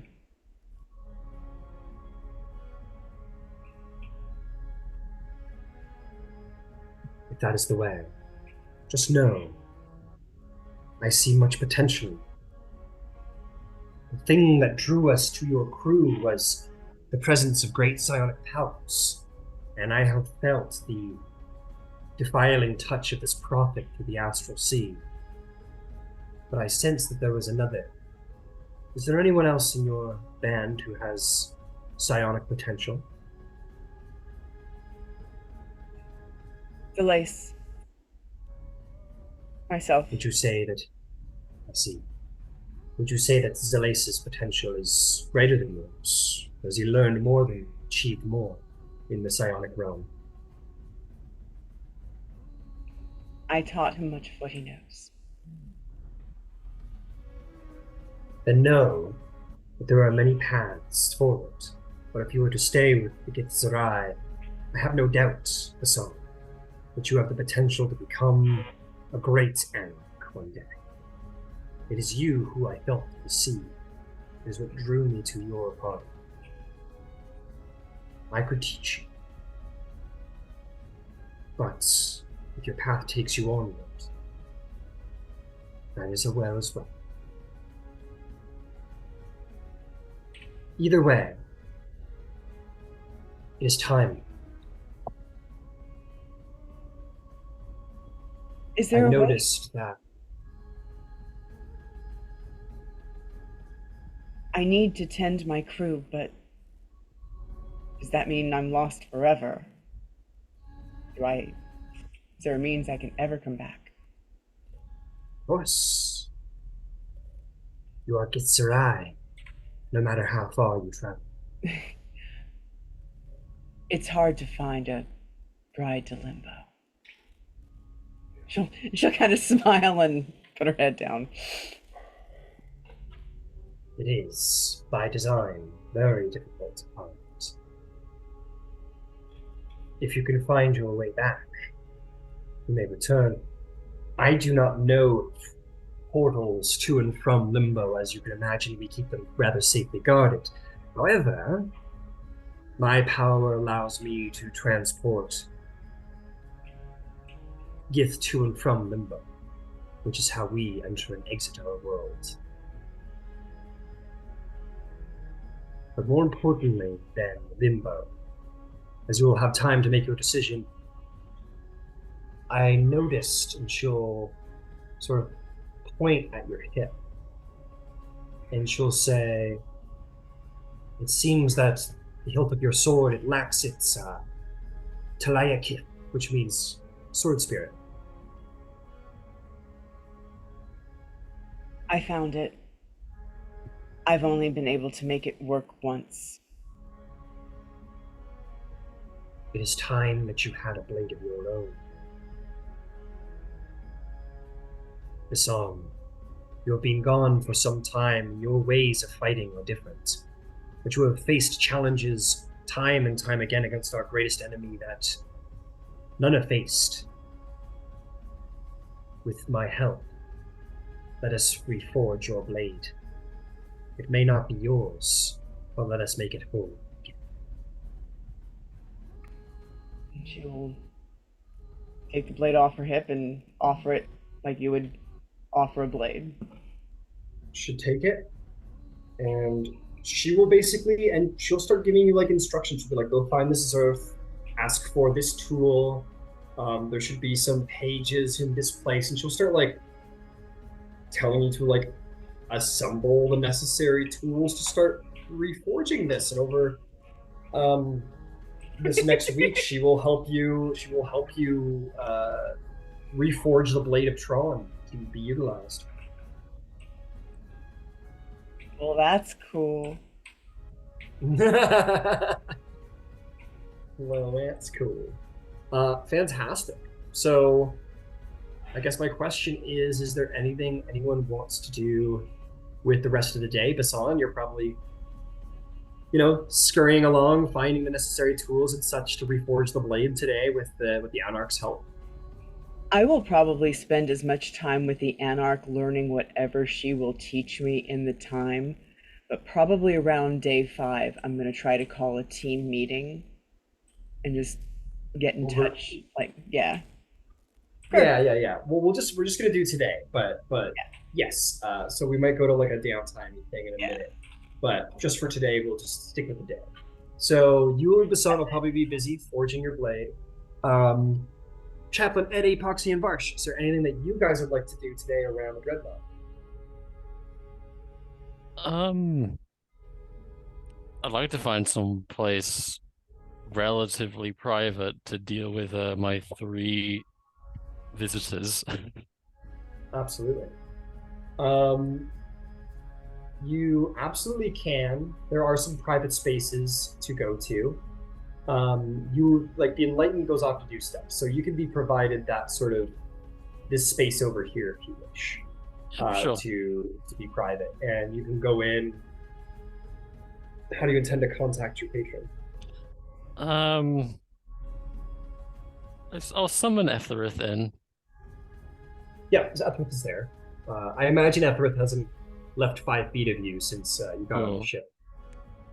And my usual route is just to daub a moon somewhere, but I feel like doing that in someone's office might not be the most. Someone's gonna notice that, so I'll like place my I know there's like the key symbol on Etherith's forehead, so I'll just like sort of place my thumb on it and then call out Hecate. You will feel your senses span outward. The way goes dark as you invoke her name. What we got? Let's make this as weird as possible.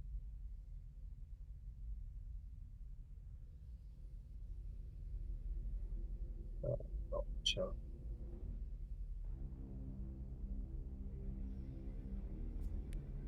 You'll find the attention of Hecate placed upon you again. In this particular instance, no more is there, swirling, strange Githzerai lights. You don't find any swirling keys or torches, but you find the visage that you saw only once before in your life, and surely not as big as it used to be, but you do see now sort of fully revealed. Indeed, she is endowed in long, very Greek black, like Greek black dresses, sort of open bust, very witchy But like the faces of the three very much available: the young, the middle-aged, and the crone of her interpretation, but very much now exposed. And each one bears in their hand like a dagger, a rope, a torch, as they sort of appear before you as visually as she ever has before. She'll say, "Hello again, Mr. Voidlights." I was getting the impression you had an urgent desire to speak with me.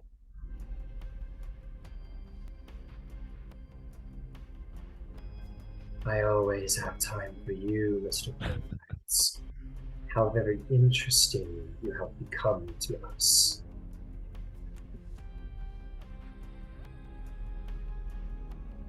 Then, should I consider that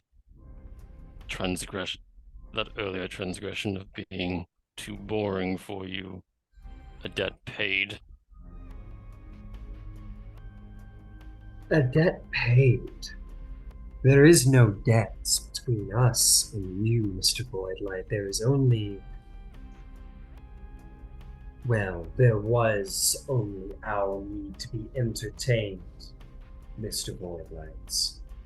But now it runs so much deeper. We see your path and how it swirls and winds in so many directions, the crossroads on crossroads, and what interesting places they may take you. Your entertainment to us will be in simply walking the path.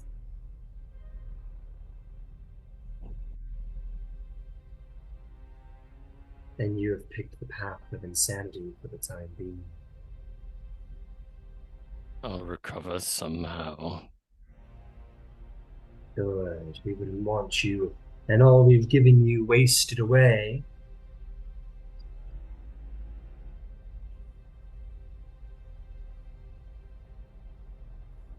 I'm surprised you found this so entertaining. This felt like I was simply retreading old work. A ship destroyed once again, a crew lost, and again I find myself lost in the Astral Sea. You do not like the path we've placed before you.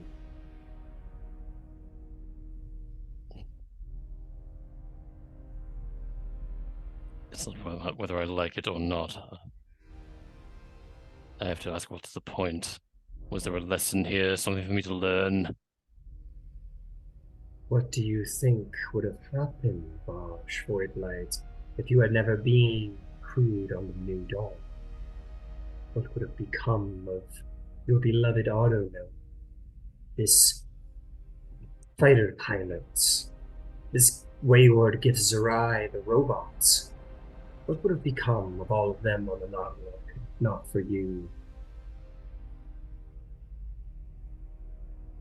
He thinks for a second, he thinks back to all that's transpired.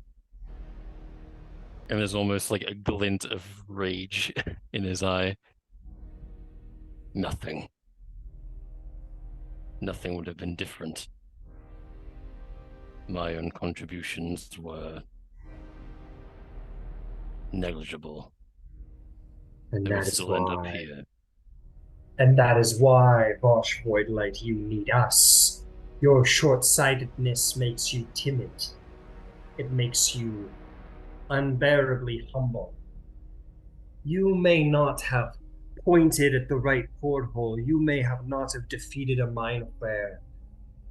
But rest assured, as we walk down the paths of each of your friends, Varsh Voidlight was the only way they survived. For you see, the flap of a butterfly's wing can make a volcano erupt in 1,000 years. Whether you know it or not, Mr. Voidlight, without your influence, the New Dawn would have been dead in crew and wood.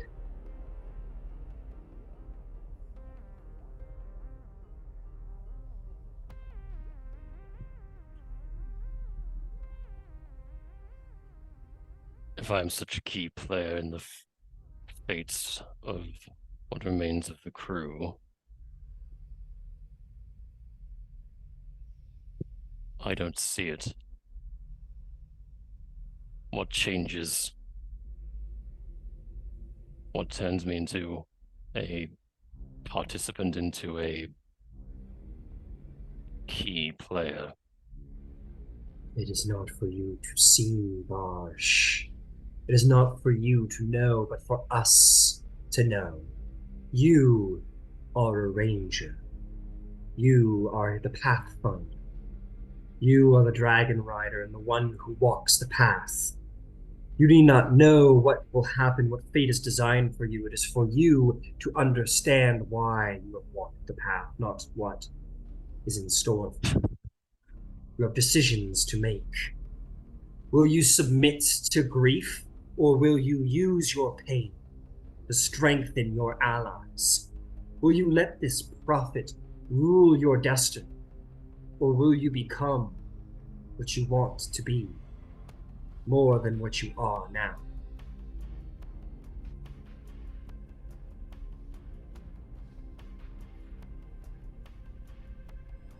Ash glances like at Etherith and then between the three figures.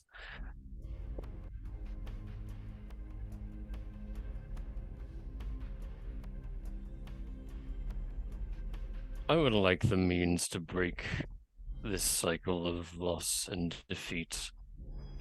I would hate to end up in this position again for a third time, or being lost and adrift in the Astral Sea. And for that,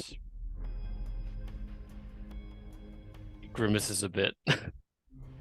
I need strength, power, the means to influence fate in a greater way than I have so far. For you speak to Hiti, goddess of witchcraft. There is no magic that I have not learned, and none that I cannot teach, Mr. Volpont. If to be but a ranger is not enough in these wilds, there is much we could show you.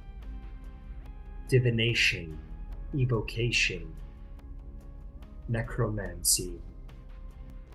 Power could be yours if you would but accept it. We are here, and we are watching. Take your time, Mr. Voidlight. Let your mind repair. But know that we watch you eagerly, and know that it has not been all in vain. Your trials and your pain, for your friends live. And you stand on the precipice of a great exodus that you can choose to confront one day, or shy from. We shall see.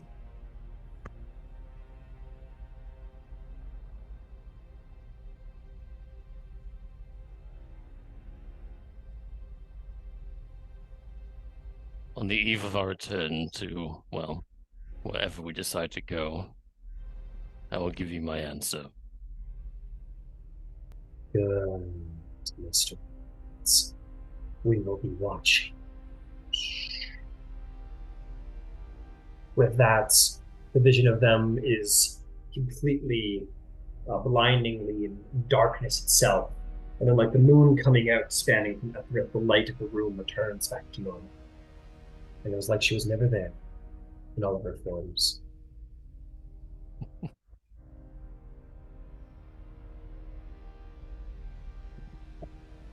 Okay, what about the rest of you?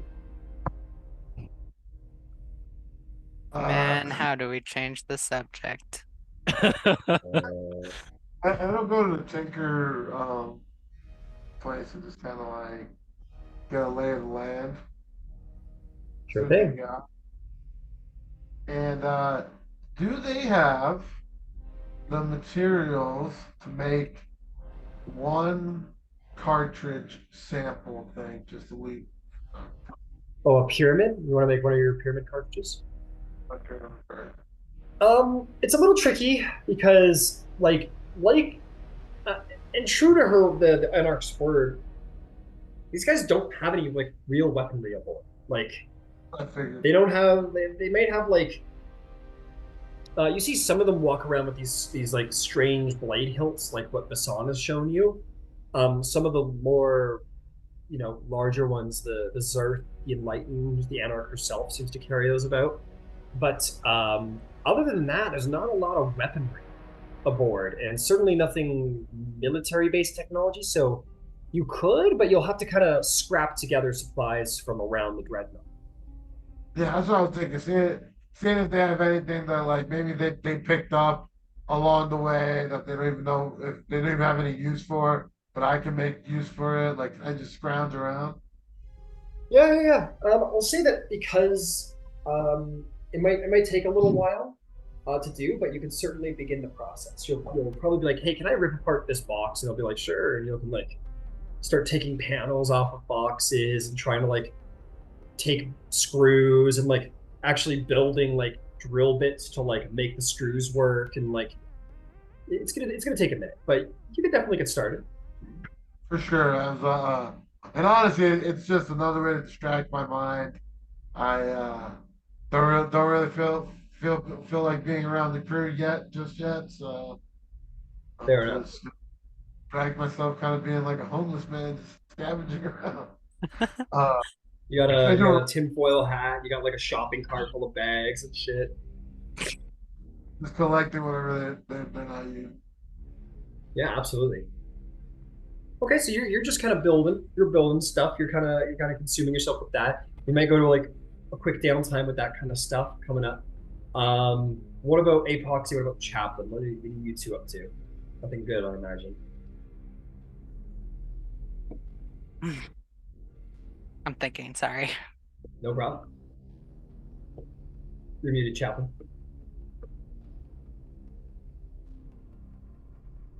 I really don't have anything specific. This is still a pretty novel atmosphere for Chaplin.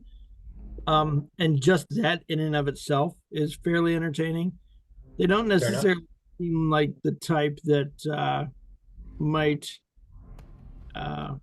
get a lot of enjoyment out of pranks and tricks. So I think for the most part, he's going to keep it fairly low key and just like entertain himself with like trying to watch people while they don't know that they're being watched.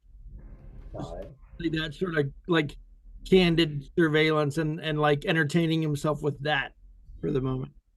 Sure, you kind of do some spy work, kind of looking around, watching these monks.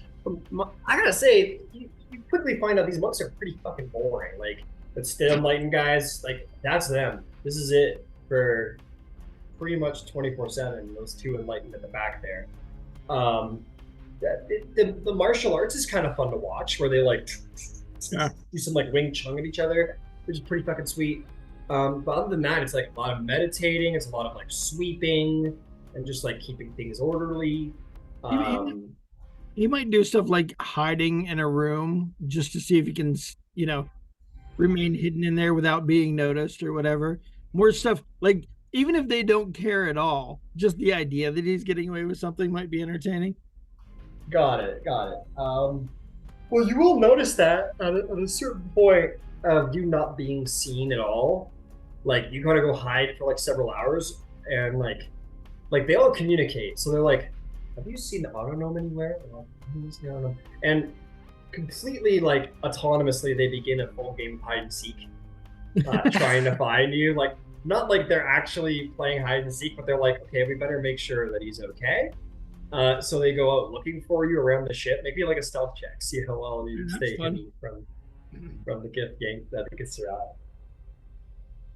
Involuntary hide and seek. I love it. Yeah, they're like, we should be sure he's okay.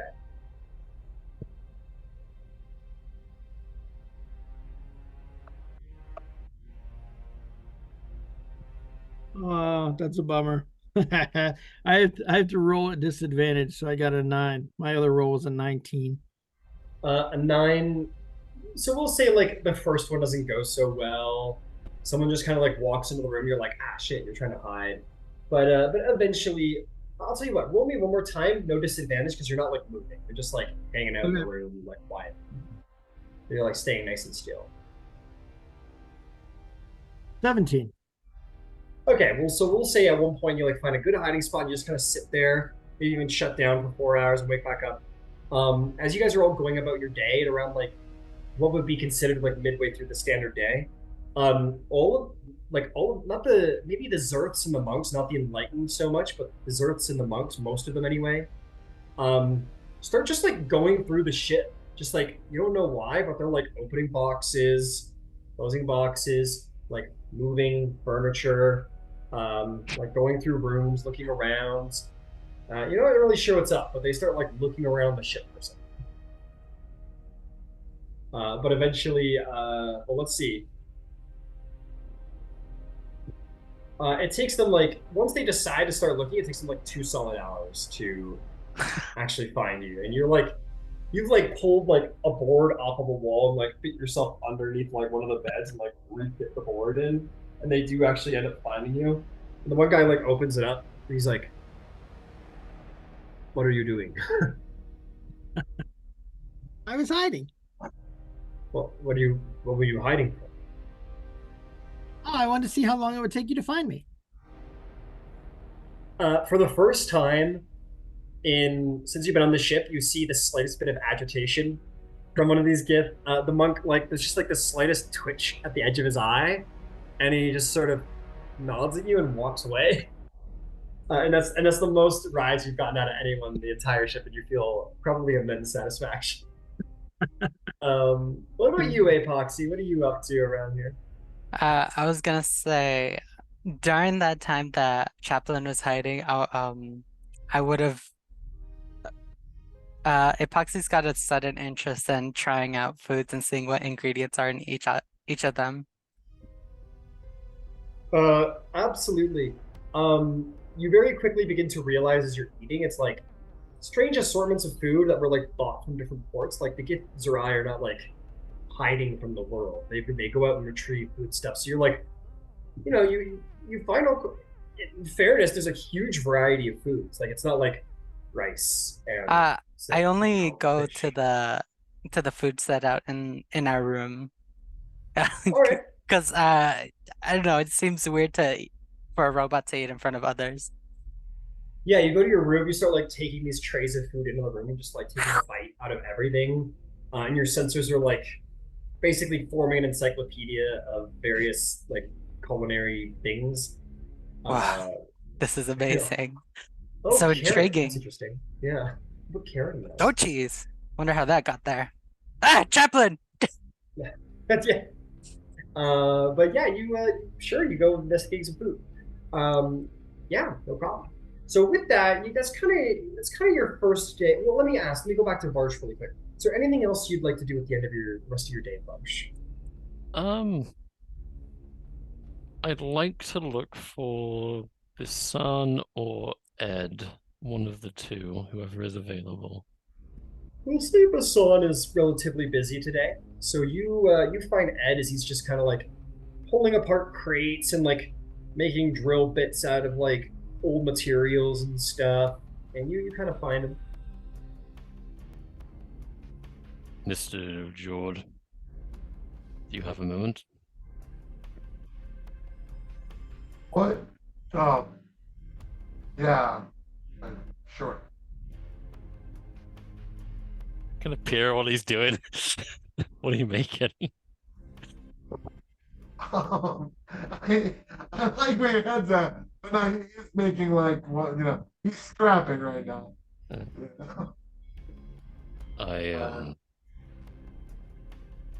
gonna leave him a sample of the cartridge I made. I wanted to ask, What? what are your plans after, well, when we leave here?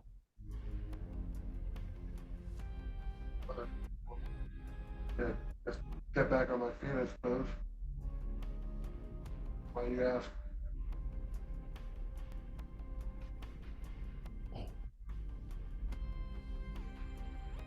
I suppose I'm wondering if we'll be staying together as a crew or going our separate ways. And you have, perhaps, as far as I can tell, the most personal stake in what's happened so far. I wanted to know what you were thinking.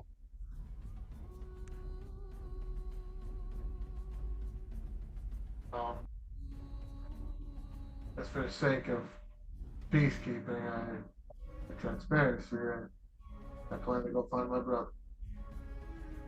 But don't exactly have too many options of where to start, so I did plan on accumulating resources, making contacts, seeing what I can find. And when I've thought about it, I think the best way to hide is to not hide, just keep working. You know, we already know what happens if they find us. So. I'll be honest, I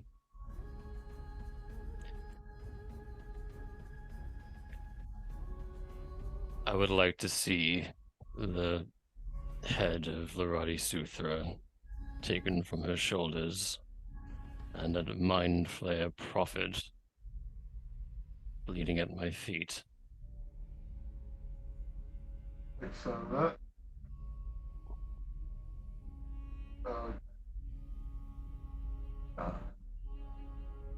I'm ready to give it my all to make that happen, so.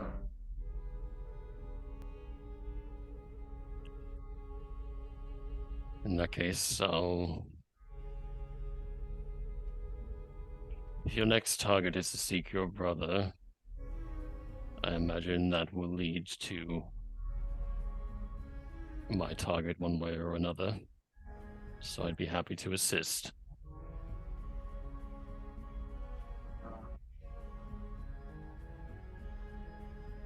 No.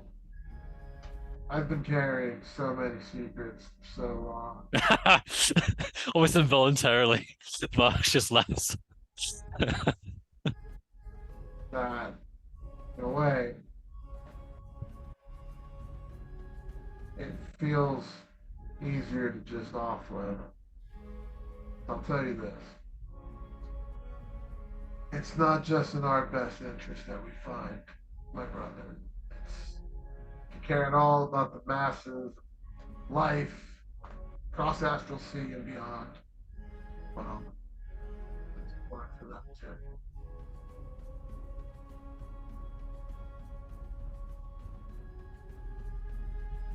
Varsh kind of wrinkles his nose and then narrows his eyes and kind of looks slightly off to the side of Ed's shoulders, expecting to see the three figures there again. And kind of like scowls before looking back. One of them has their hand on Ed's shoulder as they like look at you over Ed's shoulder. So would you say the fate of wild space systems and the whole Astral Sea hangs in the balance? And again, it's almost between, like, it's flitting between the two, as if he's asking the same question to both of them. They don't seem to move or answer in any way. They just seem to continue to stare at you over Ed's shoulder. One of the, I'd say the old crone's hand is on Ed's shoulder. Mm. That's exactly what I would say.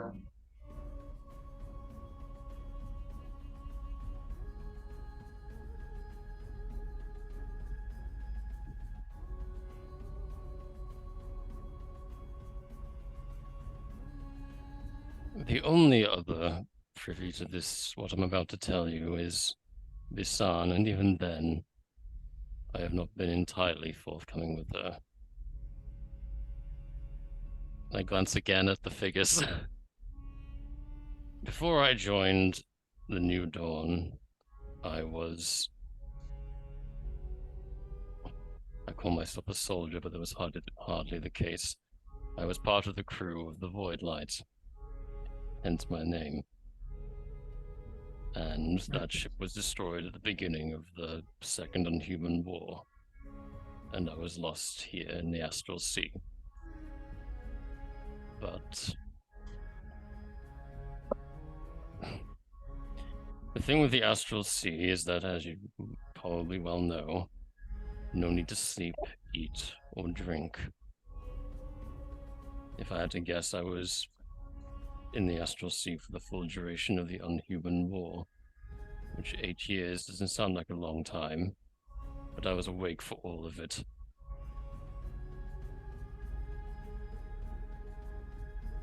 A full 24 hours isn't quite the same if you never slept during it. All this to say, at the end of my time out here, I was found by, dare I say, a goddess. The Lady of the Night, Mistress of Crossroads, Hecate. Kind of wait to see if he knows. Yeah. Make a religion check if you wish. Yeah, I'm making a religion check. Ed was doing what I was trying to do, and this is just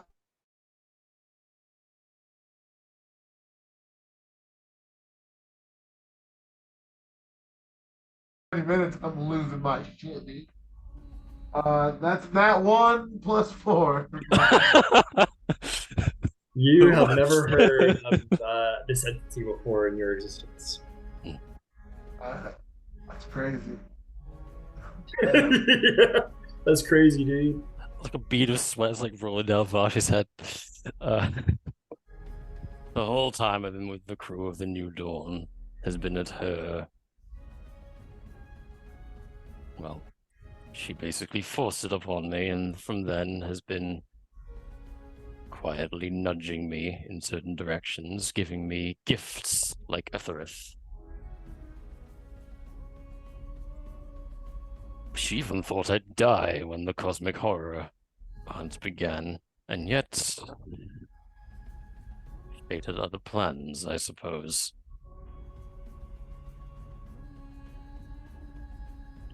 My one regret during this whole affair is that I wasn't strong enough to stop the loss of the Void Light, the New Dawn, and I was unable to do a thing. But now I have a goddess offering me great power.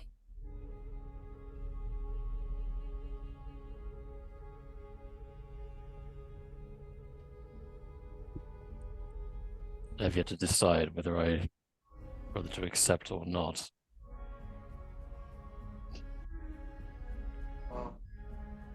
She's made me do terrible things.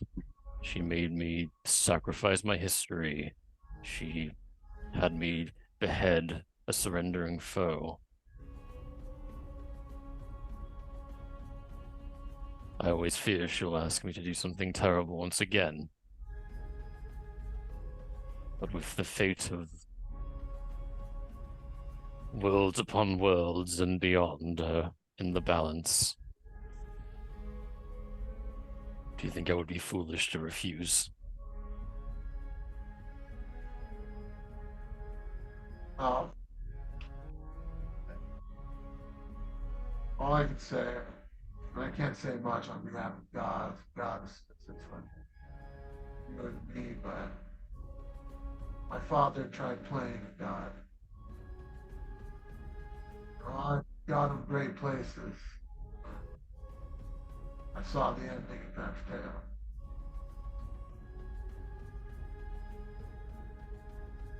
You ready for anything, Varsh? For it might.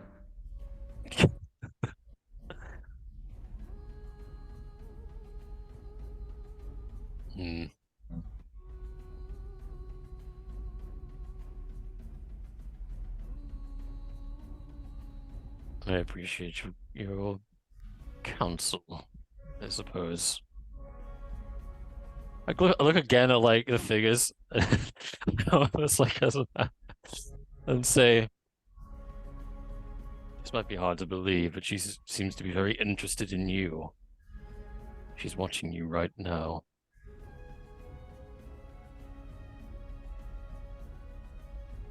Like split second, Ed's like, okay, maybe I'm not that crazy. The two craziest people on the ship talking to each other. There's one guy that's like, oh, I kind of need a screwdriver if you guys are cool. Yeah. One of the guests like, "Are you using? Can I cut up all this?" Yeah. Yeah. I hope she's watching over all of us. Oh, I beg to differ. Varsh laughs then. I would rather she look away from us as much as possible, and yet there's no way that's happening now. There's no escaping it. She was quite explicit that fate is very much in motion, that our path is. Kind of pauses there, and then just goes, "Oh God, I sound like a religious nut." That's because you are. With that, we'll close our session there. Yeah. But you guys have a little bit of time on the Githzerai Dreadnaught. Bisan has a blade to keep, and you guys have a port of call to pick. And we'll pick that all up next session. Absolutely. This was a good session. This was a surprisingly funny session. I thought this was just going to be like really sad. There was some really sad stuff, but it ended up being really funny. Good job, Chaplin. Good job, A-P0xi. I'm surprised I pranked the the worshipper of pranksters. It's true, you pranked the prankster. Pranked the prankster. Oh yeah. Good. I that's actually pretty good. I don't know how many of us are gonna be able to prank chat. Looks like a feat. But heck yeah, that was fun. I got bail here, but I can't wait for next week. Ryan and I will be contacting you for other game related purposes. Oh yeah, for sure, man, for sure. Oh shoot. Yay! Wait, let us know after. Let's just say a new buddy will be coming to town on Tuesday, maybe, hopefully. We have Tuesday? Yes. Yes. Oh, are you coming back to Storm Kings? That's fucking great. Dude, we're having so much fun. the raid was kind of like a two-way plan sort of thing. So I got a couple new guys I'm gonna offer up. I'm just excited to get back there. I may not be able to play these next 2 weeks because I'm traveling to Toronto tomorrow. But once I'm back home, I'll be good to go. Literally at the end of this, I don't plan on going anywhere else for the rest of the year. Like, all my friends decided this year, and it's just been like, why can't you guys get married or train distance? Why it's got to be flights? Yeah. Oh my No goodness. problem. All right. Yeah. Cool. All right, We'll catch you later, guys. Have a good night. See ya. Have a good day, night.